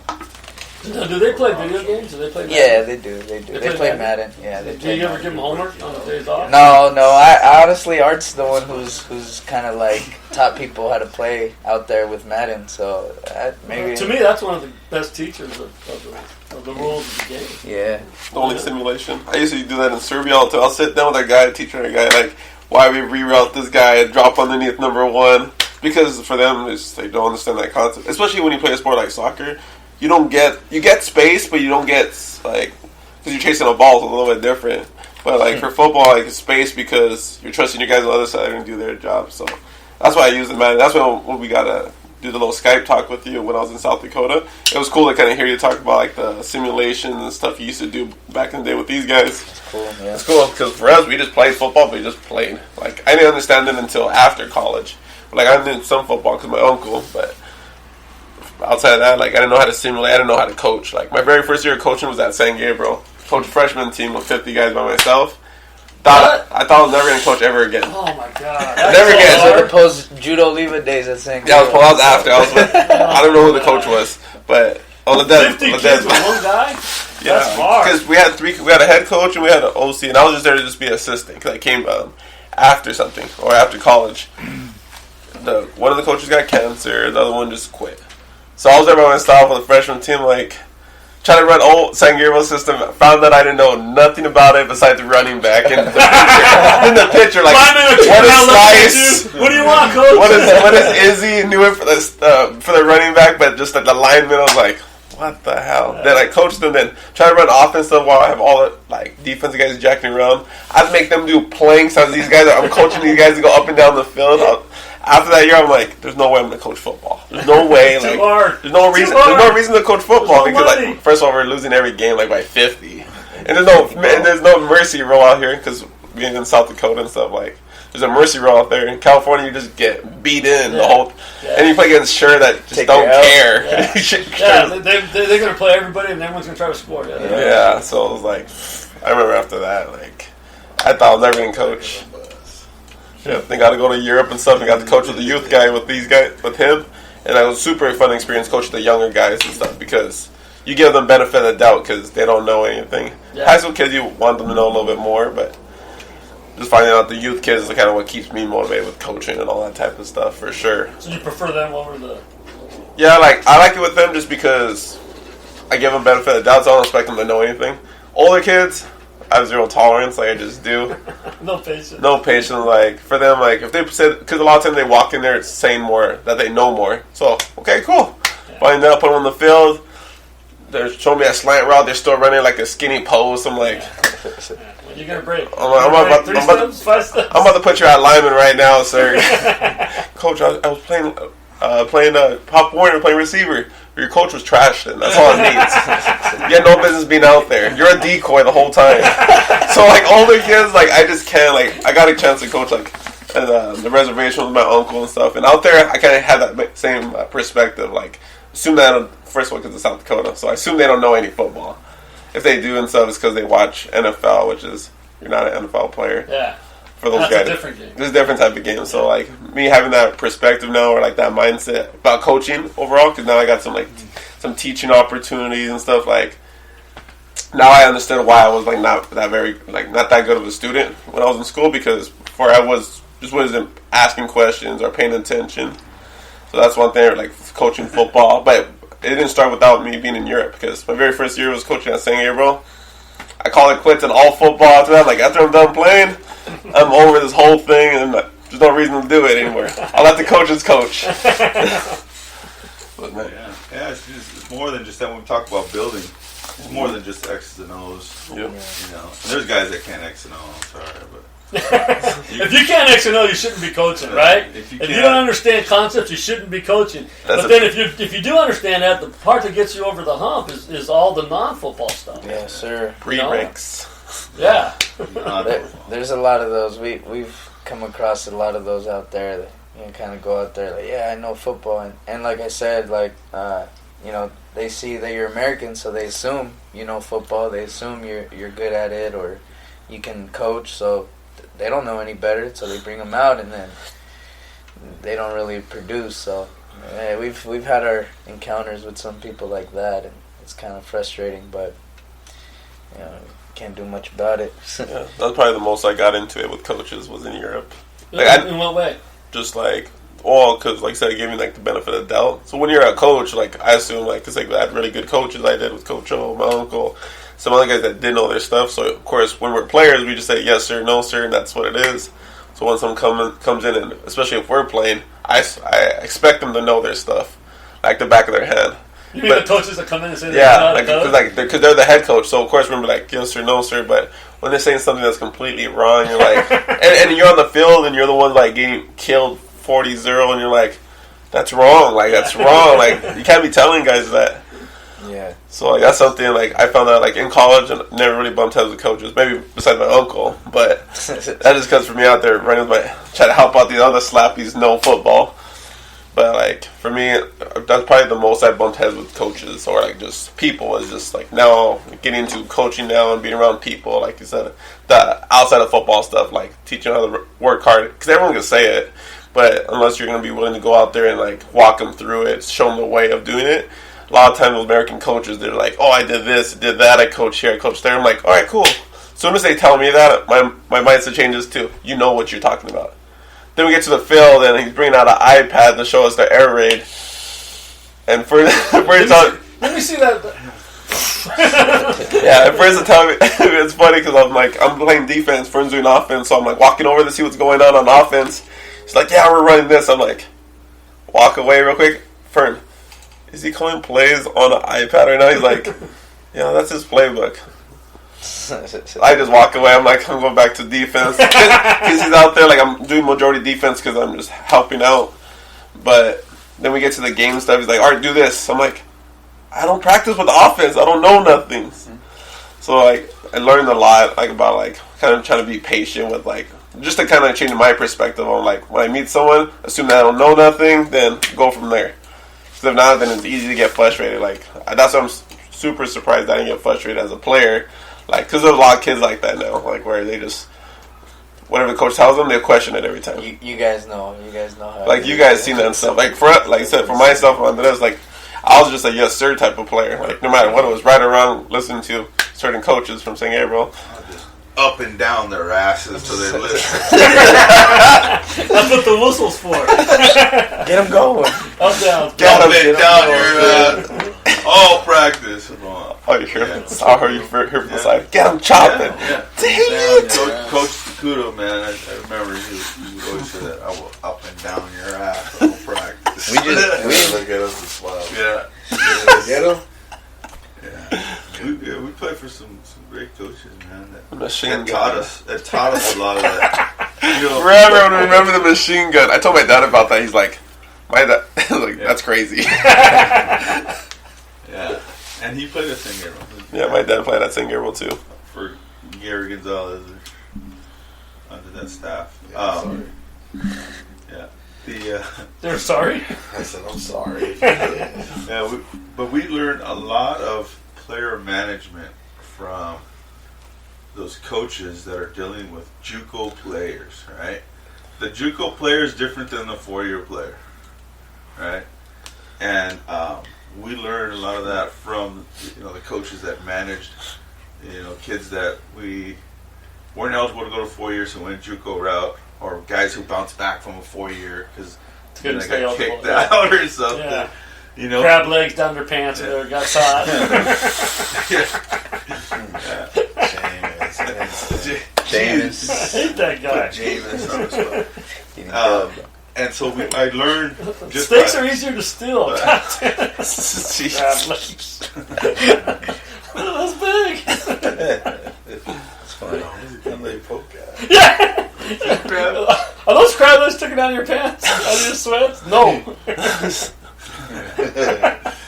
Right. So that piece, that management piece of players like that, right? We learned from those guys, and I think that's a lot of it. We were actually talking about that yesterday, just management of players, right? Yeah. How important that's more than the X and O part, is knowing how to manage those guys, and or your player that talks underneath his breath. That's just you just can't have it.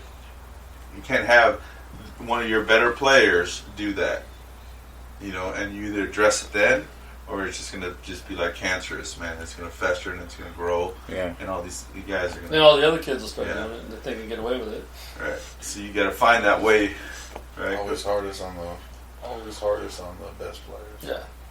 Yeah, you're always harder on the best players. And they do everything right, and then the one time they mess up, I make sure I let everybody know they weren't. Yeah.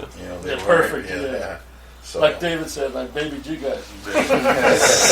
David Bodigan, he would not stop talking about how certain coaches baby other players. That's not it. I said this because we were hard workers and we did things right, and we didn't get yelled at as much as the ones who did shit wrong. Well, yeah, no, and then Mr. Baragon, if you're listening. Okay, if you're listening. Yeah, if you're listening, no, listen. Because these guys, they know they make a mistake, right? They were their own worst critics. I didn't even have to tell them anything. Then who'd be after practice when fucking old Mecca was fucking gone? Where's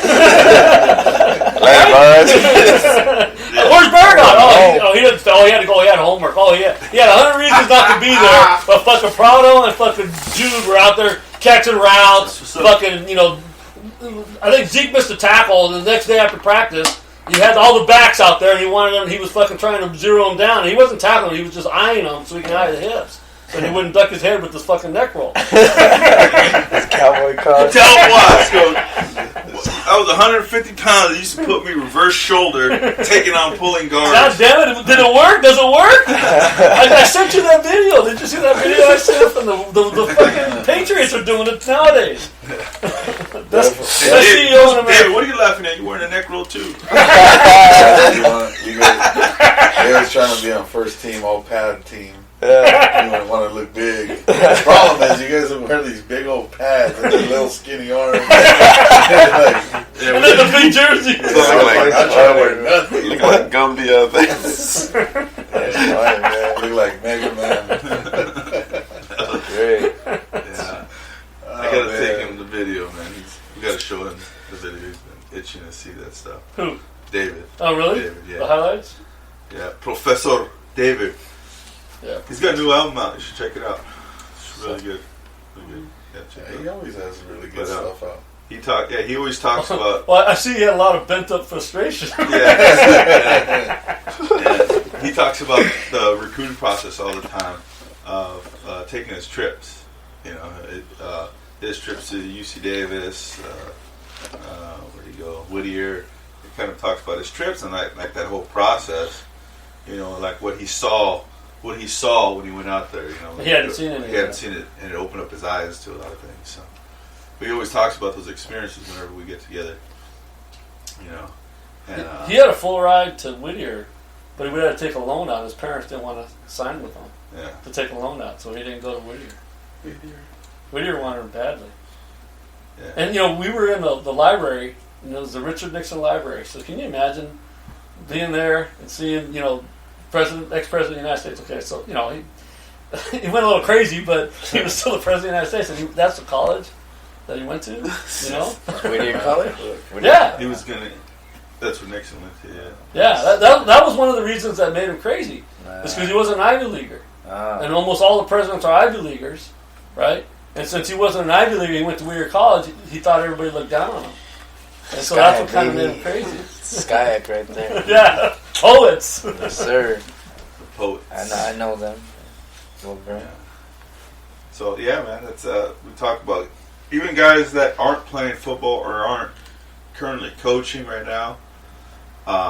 The experience that they had in that football program, you know, we still talk about because there was a time where, Coach, you came in and you managed a bunch of little rascals. You know what I mean? Like that was us. We were just. I would call you guys thugs. Yeah. You guys running the streets. We were just. You guys were gypsies, man. You guys were doing deals. If something wasn't nailed down, you guys walked away with it. And we had belts and lifting gloves in the weight room, and then they were gone like 3 days later. I was like, what the fuck? What are you guys going to do? Lift cars at home? I know you guys don't have weights at home. Bring them back, you fucking cheap. He used to have to bring out that big Pee Wee Herman chain to chain up the box. Yeah, I had a stereo, speakers, a remote control. That's crazy. Yeah. Obviously, these guys have never seen Pee Wee's Big Adventure. When he goes to chain up his bike and he pulls out this fucking chain. It's like 3 miles of chain. Yeah. And then he wraps his whole bike up. That's what our locker looked like. That had our stereo and weightlifting gloves. It was just right there in San Gabriel. They could actually just pick that shit up and walk out. It wasn't bolted down. That's funny. That's crazy. Yeah, but the first time I left everything out, then it was all gone. I was like, come back, there's 2 extra large belts. I said, what happened to all the mediums and smalls I bought? You know, these fucking guys are, 22-inch waists. They all weigh 110 pounds. And I bought all these smalls and mediums because I know that none of the guys were big. And then they're fucking gone. I'm like, God damn it. So that's when I took out the Pee Wee Big Adventure. That's great. Chain the cabinet up. To make you feel any better, I didn't change at all when I got there. And I got there, I used to spend our whole check, our whole stipend, before I even got it on all this equipment for the kids. And then I would leave, and these guys always wanted to get extra work, so I'd just be like, all right, well, I'll just leave the shed open. I mean, I won't lock it. You guys can come and do whatever you guys need. So my first couple of years, it was like, all right, well, I had 12 ladders, and I have 2. and then things disappear all the time. And it wasn't until I became the head coach when I told these dudes, like, look, I have all this stuff. I'm investing in you guys. You guys keep stealing it. We're not going to have anything because I won't get anything anymore. And then the message got across. I'm like, all right, yeah, the dude's doing some good stuff for us. I better probably invest back. And then I was just kind of talking about building, right? That was like building relationship and trust. And making sure that you guys understood, like, hey, we don't do that here. Or at least we try not to do that here anymore. Now, when I left the program, I left that shed full of stuff. By the time the new coach came in, everything was gone. I think there was like 3 cobwebs and 2 footballs. No, 2 kicking footballs. The ones nobody wanted. The ones that were waterlogged. Yeah, the ones that weren't stamped SG were the only ones there still. Pretty funny. Yeah, you had to manage. I mean, that management part, that's a huge piece of coaching, man. That's an art right there. Because there's a lot of coaches can't manage players, and you can tell when you go to, when it's game time, you know. And that's important. That's an important piece to coaching, man, is, you know, managing. There's X and O's, there's managing, there's building a program. Business acumen, right? Yeah. Because it's coming out of our pocket half the time. Right? Fundraising. That's the part I need to get better at. Yeah, that's true. Fundraising.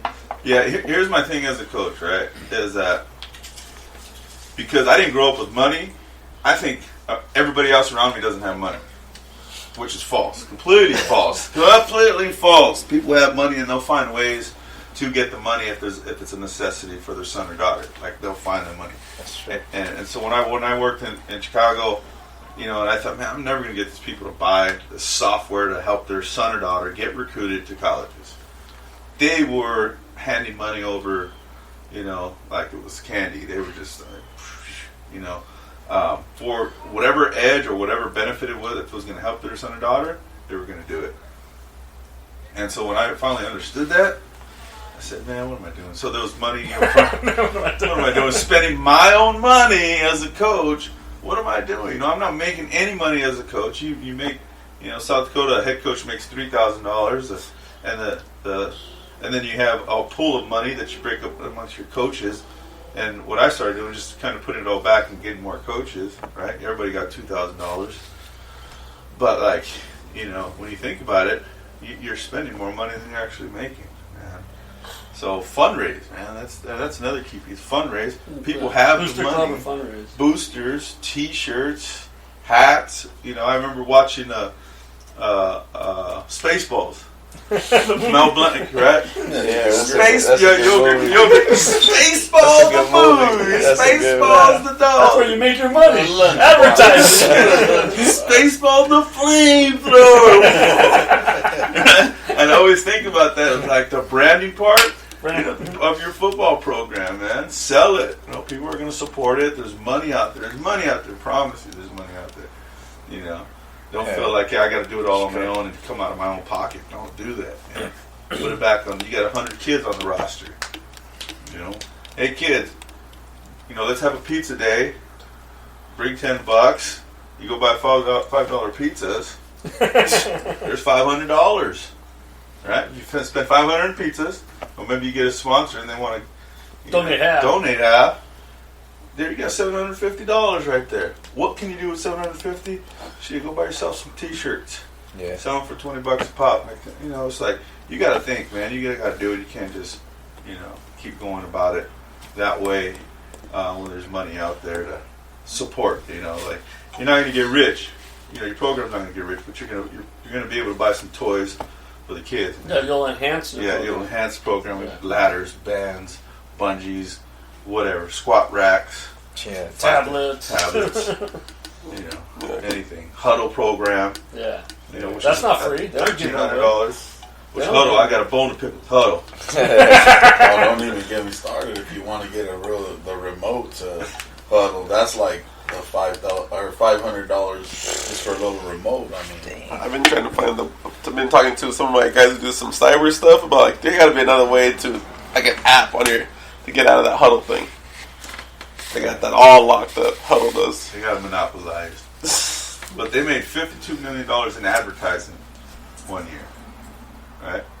Putting a commercial before your son or daughter's highlight film that now has 10,000 views because they're a Division I recruit, right? There's no kickback to the school, and all that advertising profit goes back to Huddle.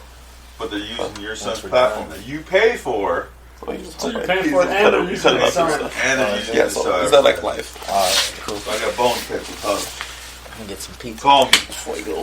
Call me. Call me. Get a bone pick with Huddle. Yeah.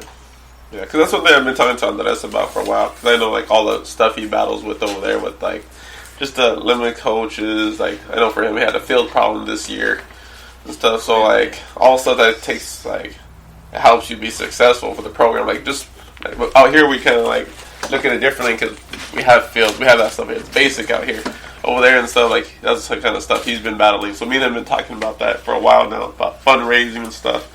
I was just at Benton County this last year. My buddy Mike Barno, he was the head coach there, and for him, ever since I was in Lower Brule with you and stuff, like fundraising is normal. With Coach O, when I was in high school, selling jerky out there instead of maybe eating half of your salad. My mom's like, what are you doing? Costing me. I don't care where it comes from, you run it. Oh, yeah. If you don't sell, Dude, you're I running. remember that. I remember we had to I sell don't get it by jerky. Wednesday at this time. Every guy that does not turn it in, you guys will. That's how we got our spare Everybody's packs like- that year. That's Yeah, how we got it. They found ways to pay me. Yeah. If you're willing to do off-brand and not have to get the Nike or Under Armour, You Right. can get some Off-brand. good stuff. get more bang for your buck with Badger or A4. True. that's what happened with us at Benton County. Because I know for him, he was the head coach. He didn't know much about, like, it was his first year being a head coach, so he was more into, like, X's and O's and the football part and, like, motivating the kids, which he was good at. He just didn't know about the fundraising, like, which is, like, for us being at St. Gabriel, like, our senior year, we got all the gear and stuff, and I was telling him about it, showing him a picture of us, because we got, like, a memory thing from you, that I was showing all the seniors with our suits and stuff, and I showed him, he's like, oh, that's nice, like, but our budget's small in South Dakota. Like you said, like, head coaching stipend are $3,000 in South Dakota, so you didn't get any much money for actual football stuff. So I gave a call to my uncle and asked him about, like, like, how much do we need to, like, raise for us to get this stuff for the kids. We got a number, and we started going out there and just, like, we did, like, a snack bar for some of the youth baseball programs out there, just doing that. And all the kids, they'd never done that stuff before, like, beforehand. Like, even for him, like, he said when he was in school, like, they just paid for that stuff.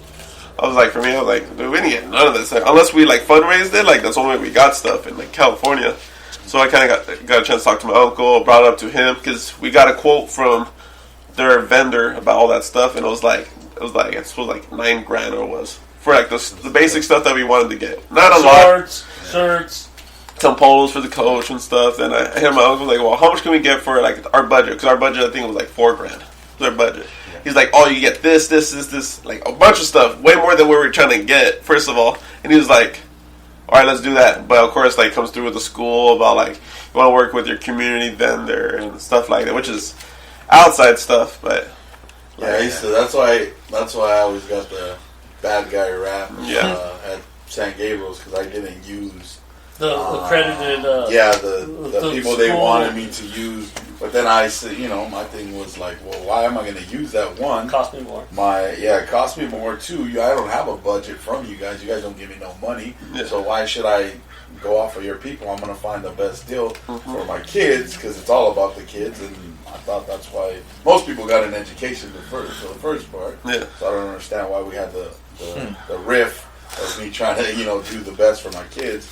So then we find the best prices with the best stuff we could get you guys. The most gear you had to get, right? Because there's always numbers. Yeah. Football is a lot of numbers. So we would do that. 80 kids. Then I would give these guys, what I did was I would give these guys, I told them, and it also gave them an opportunity to build responsibility, learn how to earn stuff on their own, because I knew their parents. I know I'm from the same neighborhood, right? Yeah. So I know their parents can't You afford can go home and this just write me a check. So learn how to sell jerky. I would give you guys 3 or 4 fundraisers. We start as soon as we started football in January. Yeah. I started giving them fundraisers. I said, look, we got 4 fundraisers, and none of it's for us. It's all for you guys. Yep. These 4 fundraisers are for you guys.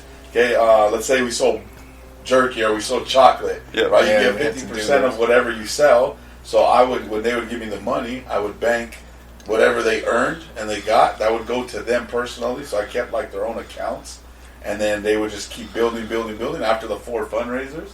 And I would tell them, hey, you earned $250 because you hustled, and now you don't have to pay for the spirit pack because you paid through this. Yeah. And we would do that. And I mean, when I would tell the parents on the parent meeting, like, hey, this is why I'm doing it, and this is so that you guys don't have to do it. So when they get the merchandise to sell, don't just eat it and then you have to pay. That defeats the purpose. Make them go earn it. Like, have them do it. Let them learn how to be responsible. I know I'm not naive. Not 100% of the people did that. They would still, end up put it on their parents. fork it over or whatever the case was. But at least it taught them responsibility. It also helped them to learn how to earn some things. And then lastly, I mean, they didn't have to ask, for maybe something that was going to put a little damper on the rent or anything like that. It was all earned, and they would get the best stuff they could get. And I mean, I know your guys' senior year, right? We had sweatsuits, bags, different, like probably a shirt for every day of the week, shorts for every day of the week. Dry fits. We had the long sleeve. You guys are spoiled. Cut off. Let me tell you what I had. We had one shirt, We had one one pants. shirt that had our number in the middle, and it was one single print. So if you do 2 colors, that's a little bit more That's money. more Can relax. And then shorts, and that was it. Oh, did you guys see the snack bar up there in your stadium? Where they would have. I built that. Yeah. Did you? Did you? I paid for it. Is it Nina that worked there? Vicky? Is she I know, Nina? God, Or is now she? it's been Yeah. the gold snack bar. And they used to work up, So get work this. out there. Get this. Talk about thinking outside the box and raising money, right? So I go to the school. I said, hey, we're going to have lights. You guys put all this money in the lights and a scoreboard and fucking nothing for snack bar. What are people going to eat, right? So they said, well, we didn't, we don't have any, of course, never in the budget, so fuck you, all right? I said, so if I build a snack bar, and can I get the proceeds? And they said, sure, right? So after we finally opened, got our ass kicked by Bug Gardens, right? We made like $3 or $4 grand that night, right? And I put it in the fucking account like an idiot, right?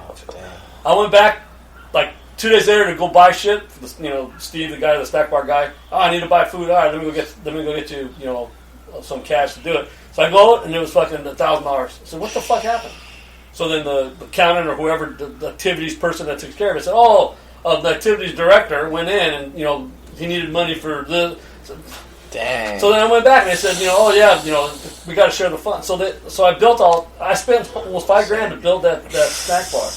I built it. There was no snack bar. You got robbed. I built it. Yeah. You got robbed. Yeah. Built Well, a snack. And so here's what happened. cool, though. No, here's what happened. Was then we had our own fund where we only deposited what we knew was going to get split, and the other half went to football. That's cool. Sure. You had to. Again, that's a business acumen you need to know about being a coach. You just can't, Booster Club's going to give me the check, and then the school's going to take what they think that they need. Coach O learned the hard way. Oh yeah, the first time. After that, I was like, "Fuck you guys." I come from business 101. Fitty.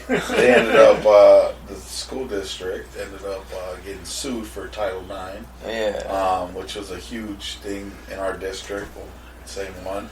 So anything that you raised as a program, it was a 2/3, 1/3 split no matter what. So you can sit there and raise, whatever you raise, and it goes into this pot, and they take 1/3 no matter what they did. Nobody else in the school would even fundraise because they knew like football was going to generate enough money. So everybody would just sit back and collect the 1/3, which made it very tough on us. And there was rules to it. If you got donations, you got a 50-50 split if you didn't ask for the money in a letter.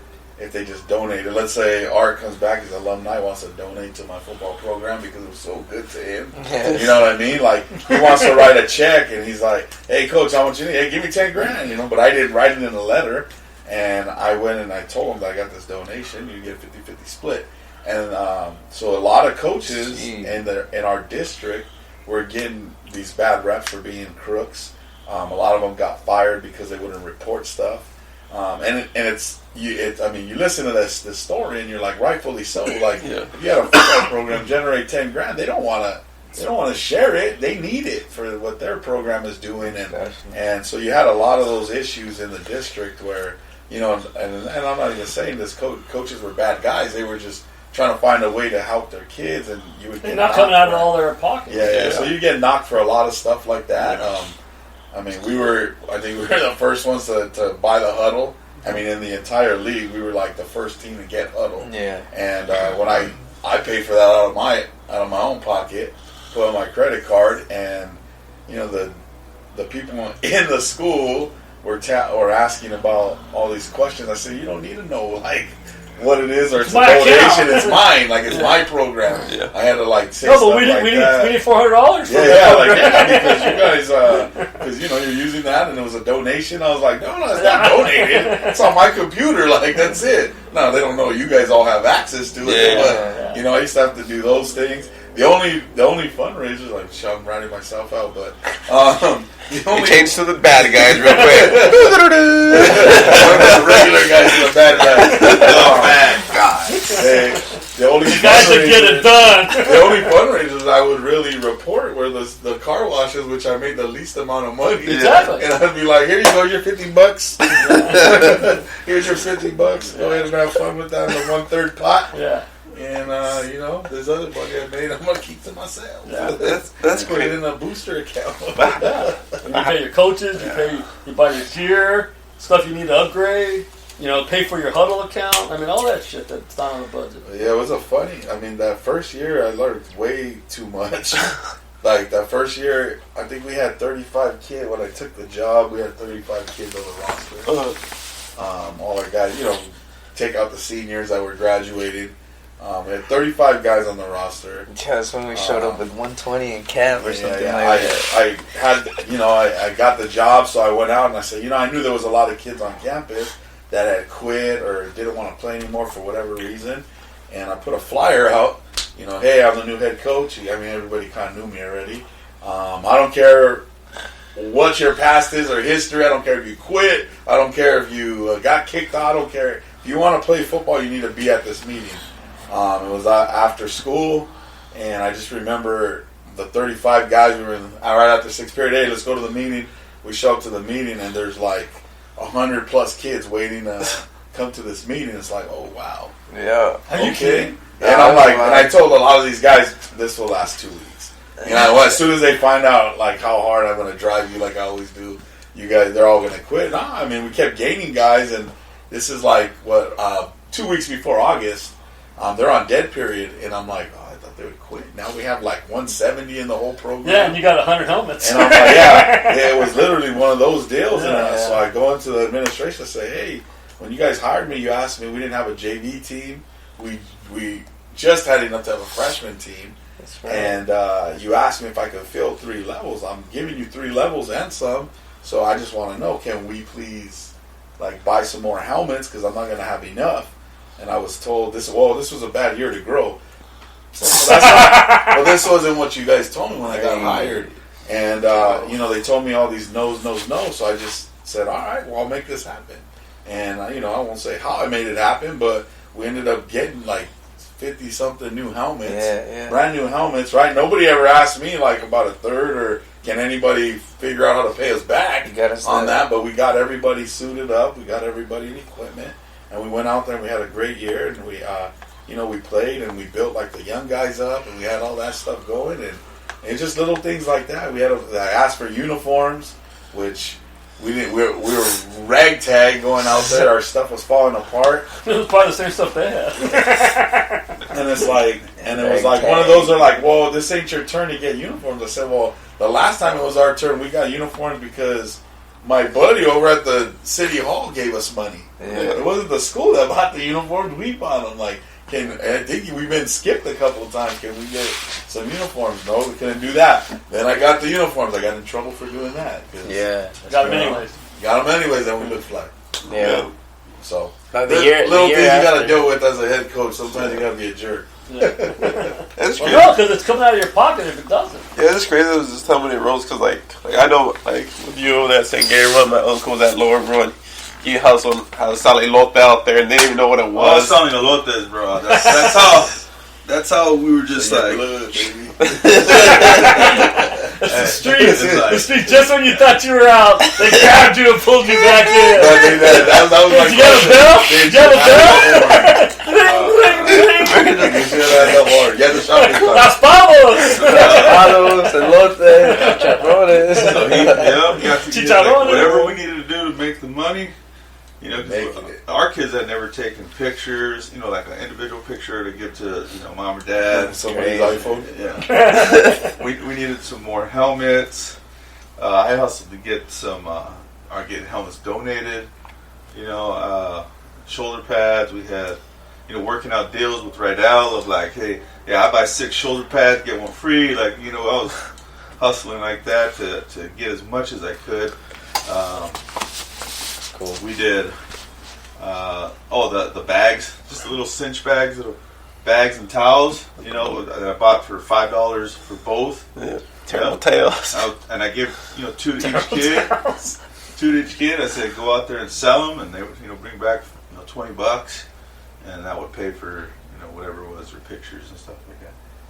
Yeah, we had to That's do a business side of football, man. That's another component, man. Generated. And there's a lot of guys that would say, I'm not a business guy. Man, everybody's a business guy.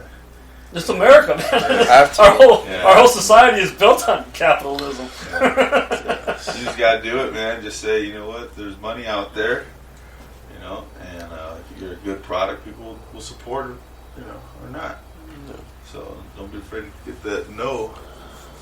Get that. So that's part of building, man, is the business side. There's some good business and bad business. Well, for a football coach, it's always bad business. There's always going to be a loss. It's just how much. Yeah, not different. Right? Minimize it. Yeah, you want to minimize your losses. I think there's only a few programs, the Modern Days and the Bosco's that that there's a slush fund and they finish the season and there's still money they got to give out. Yeah. They got bonus checks.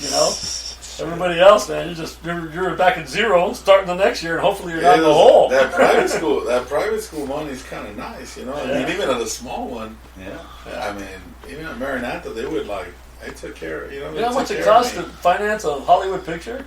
You had a producer.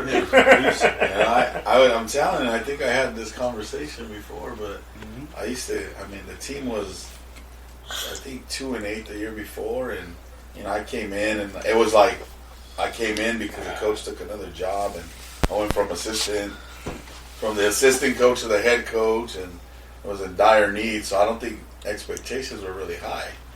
We go in and. The first 2 games we're undefeated, right? So now we match the win total.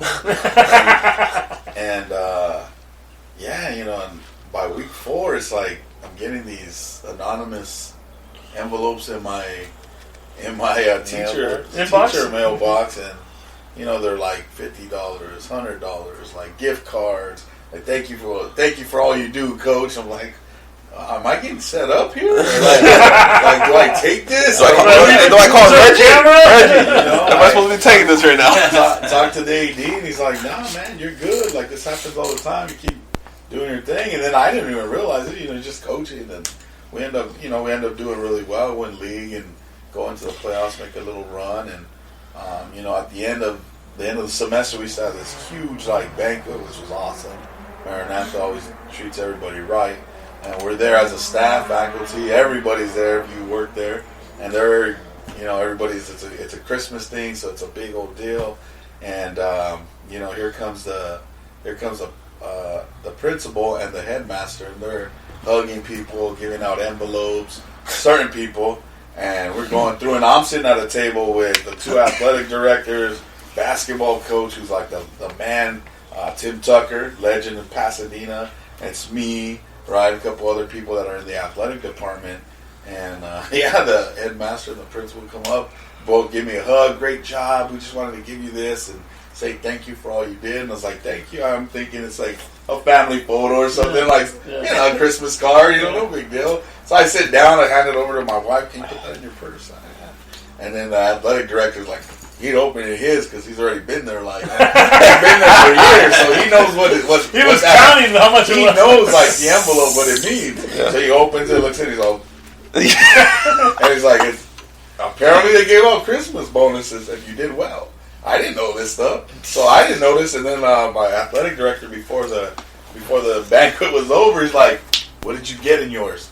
And I was like, "What?" And he's like, "The envelope. What did you get?" And I was like, "I don't know. I haven't opened it. What was it? Like Christmas card?" And he's like, "No, it's your bonus." And I was like, They get bonus. And I was like, "Bonus for what?" And he's like, for what you do. Like they give you bonuses here. I was like, "What?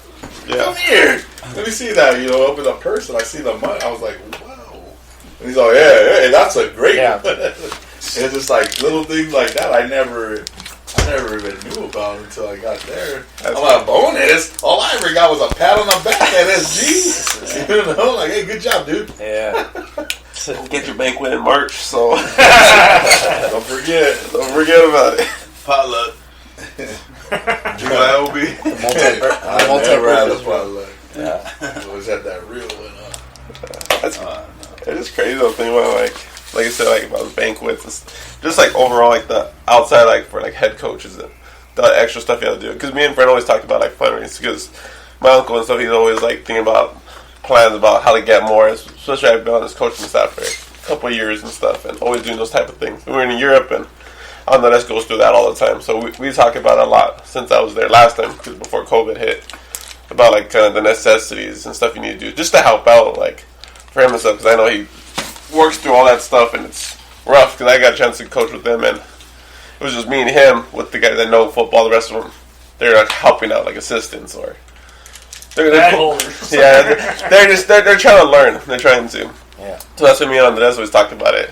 But ever since I came back from Bennett County, the last school was that kind of having the possibility of kind of like putting those things into action about like fundraising and getting that stuff, and knowing like how possible it was. Before, my uncle like kind of just setting it up and me kind of just working.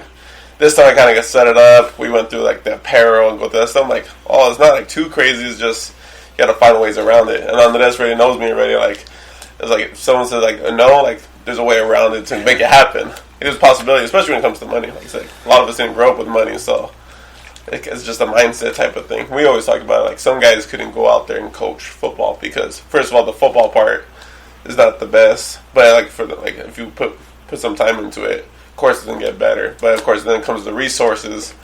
You don't have all the kids or you don't have a field. Some guys will just check out like, oh, this sucks, and that's just what it is. So that's what me and Andres been talking about quite a bit, about like getting a facility, because now he's into like the physical part of football now. Now the X's and O's are getting better. Yeah, now they're just going to get stronger and faster. Now it's stronger and faster, which is for him and stuff. Like he talks about him being out there. So of course you want to get some work, because outside of playing and stuff, like you said, you only play till 30. Some guys want to play for forever, but your body's only, if you're a good player, your body only holds up for so long. And not everybody's Tom Brady. Yeah. And not everyone has a supermodel as a wife. that keeps you young. Keeps you young. Our paycheck makes them my I don't help. have to get a max deal either. And I can take the minimum because my wife makes some bread too. Make more money than all you guys right now. Dual household income. But I was gonna ask you, like, what is like kind of one like, because I know it's different because of Europe and be out here and stuff. What's like one way like to do like fundraising out here would help out like with the organization out there? Because I know you work with business a lot. You guys work for teams. Because I know it's a different situation, of course, because it's European and stuff overseas. What's like is there at the games, at the facilities at the games, is there a snack bar or food shack, or is there something that you know what I mean? Or and who's in charge of it? Is it the field that you rent? You know, are they in charge of it? Yeah, it's usually the fields. Like they're in charge of it. Then we get a lot of fans, though. They don't. No, our high school games at SG, we probably got more people there. So I think the most I've played in front of out there, the kids. Well, the kids usually get like maybe the most 200, but like our games we get more, 1,000. If you make it to the final championship game, you get like 5,000-6,000 people, but it's usually a small number. You're not Kids generating a don't lot get of a money. lot. Yeah, the kids don't get a lot of people at their games. Yeah, what happens with sponsors is they want to know. It's like like clicks. How many people are looking. So they want to know how many people are there, how many people are going to see it. How many views, how many games. They want to know all that, and they put it. The marketing department usually has some type of financial calculation they use. to see how much they should invest for that. Yeah. So that's what sucks. Unless it's someone on the team or someone's company that somebody works for that is on the team, that would be the best way to try to get funds or a donation is through someone that knows someone that they work for or something like that. Yeah. Because the hardest thing is it's outside people that don't know, and you don't know how many numbers you guys are going to have that eyes are going to see it. Yeah. So you guys could probably look into, like, everybody's doing that, like, blast athletic stuff now, where they, it's a company that goes out and, films your team or films, like, you guys talking about you, like, literally the easiest fundraiser of all time. Yeah. Right? You just talk on camera, then you guys, every individual kid has a thing where they send their message, and that message, you list a big list of emails. Oh, you guys did that, right? Yeah, and you guys send it out, and when you send it out, it goes to all these, it goes to all the emails that you guys sent it to, so your personal message gets out there, and it's almost like sponsoring you. So you just keep sending money into the program, and a lot of teams are doing it now, and they kind of, so Blast Athletics, I just put you on. They've been doing it. I mean, I know, like, at a couple places, I've seen people make more than $15,000 just doing that. Yeah. Just little things like that. But there's more to do. I mean, I don't know. I don't know if their golf tournaments do really well. I don't know what they do out there. If golf's big or not, but Yeah. Best ball, scramble, 4 teams. And you got to have the golf place donate, or else they'll charge you. $100 a person. Yeah, I gotta find ways to fundraise. There's the digital platform. If you're broadcasting it, trying to get sponsors to pay for advertising. You run their ad at the bottom of the screen. Yeah. Things like that. Tie that into the radio station. So they'll do the commentating for the game. Yeah. They're doing the radio spot, and then they're doing the live broadcast. Don't do sandwich boards. Don't do sandwich boards on the field. Sandwich boards? They used Dakota Weston used to do sandwich boards by Chad Vogel. And when it got windy one day, the cheerleader one of the cheerleaders was running by the sandwich board. The wind blew and boom! Took her out. Sandwich. She was Those sandwich boards make good windmills. Yeah, there's new modern sandwich boards. Like, these are real boards. Like, with bolts on the top. Yeah, these are real boards, man. It was at the South building. Yeah. With the hinges, right? Yep. It had a hinge. like corn pellets. The corn pellet sign just took somebody else. I got 4 local cheerleaders. Yeah. Jeez. Yeah. So, well, hey, man. This is the Regular Guys podcast with your host, Zeke, Prado, Jude, Oliva. Gary Orona. And we have our special guest, the 5th Fern. The fourth. I still have one younger. The 4th Fern, and Arthur Brown, AC7, which he was our producer for the first show, and then he never showed up. I saw it the very next week. But it's the Regular Guys podcast. Tune in next time on Spotify, iTunes, Spreaker, Anchor, and also SoundCloud. So check it out. Nice. Well, Sir. Bernie got Coach Orona right now, Madden. I gotta pray him. It's going to be a tutor session, though. Coach Orona I'm here just to watch and coach. about to get whooped.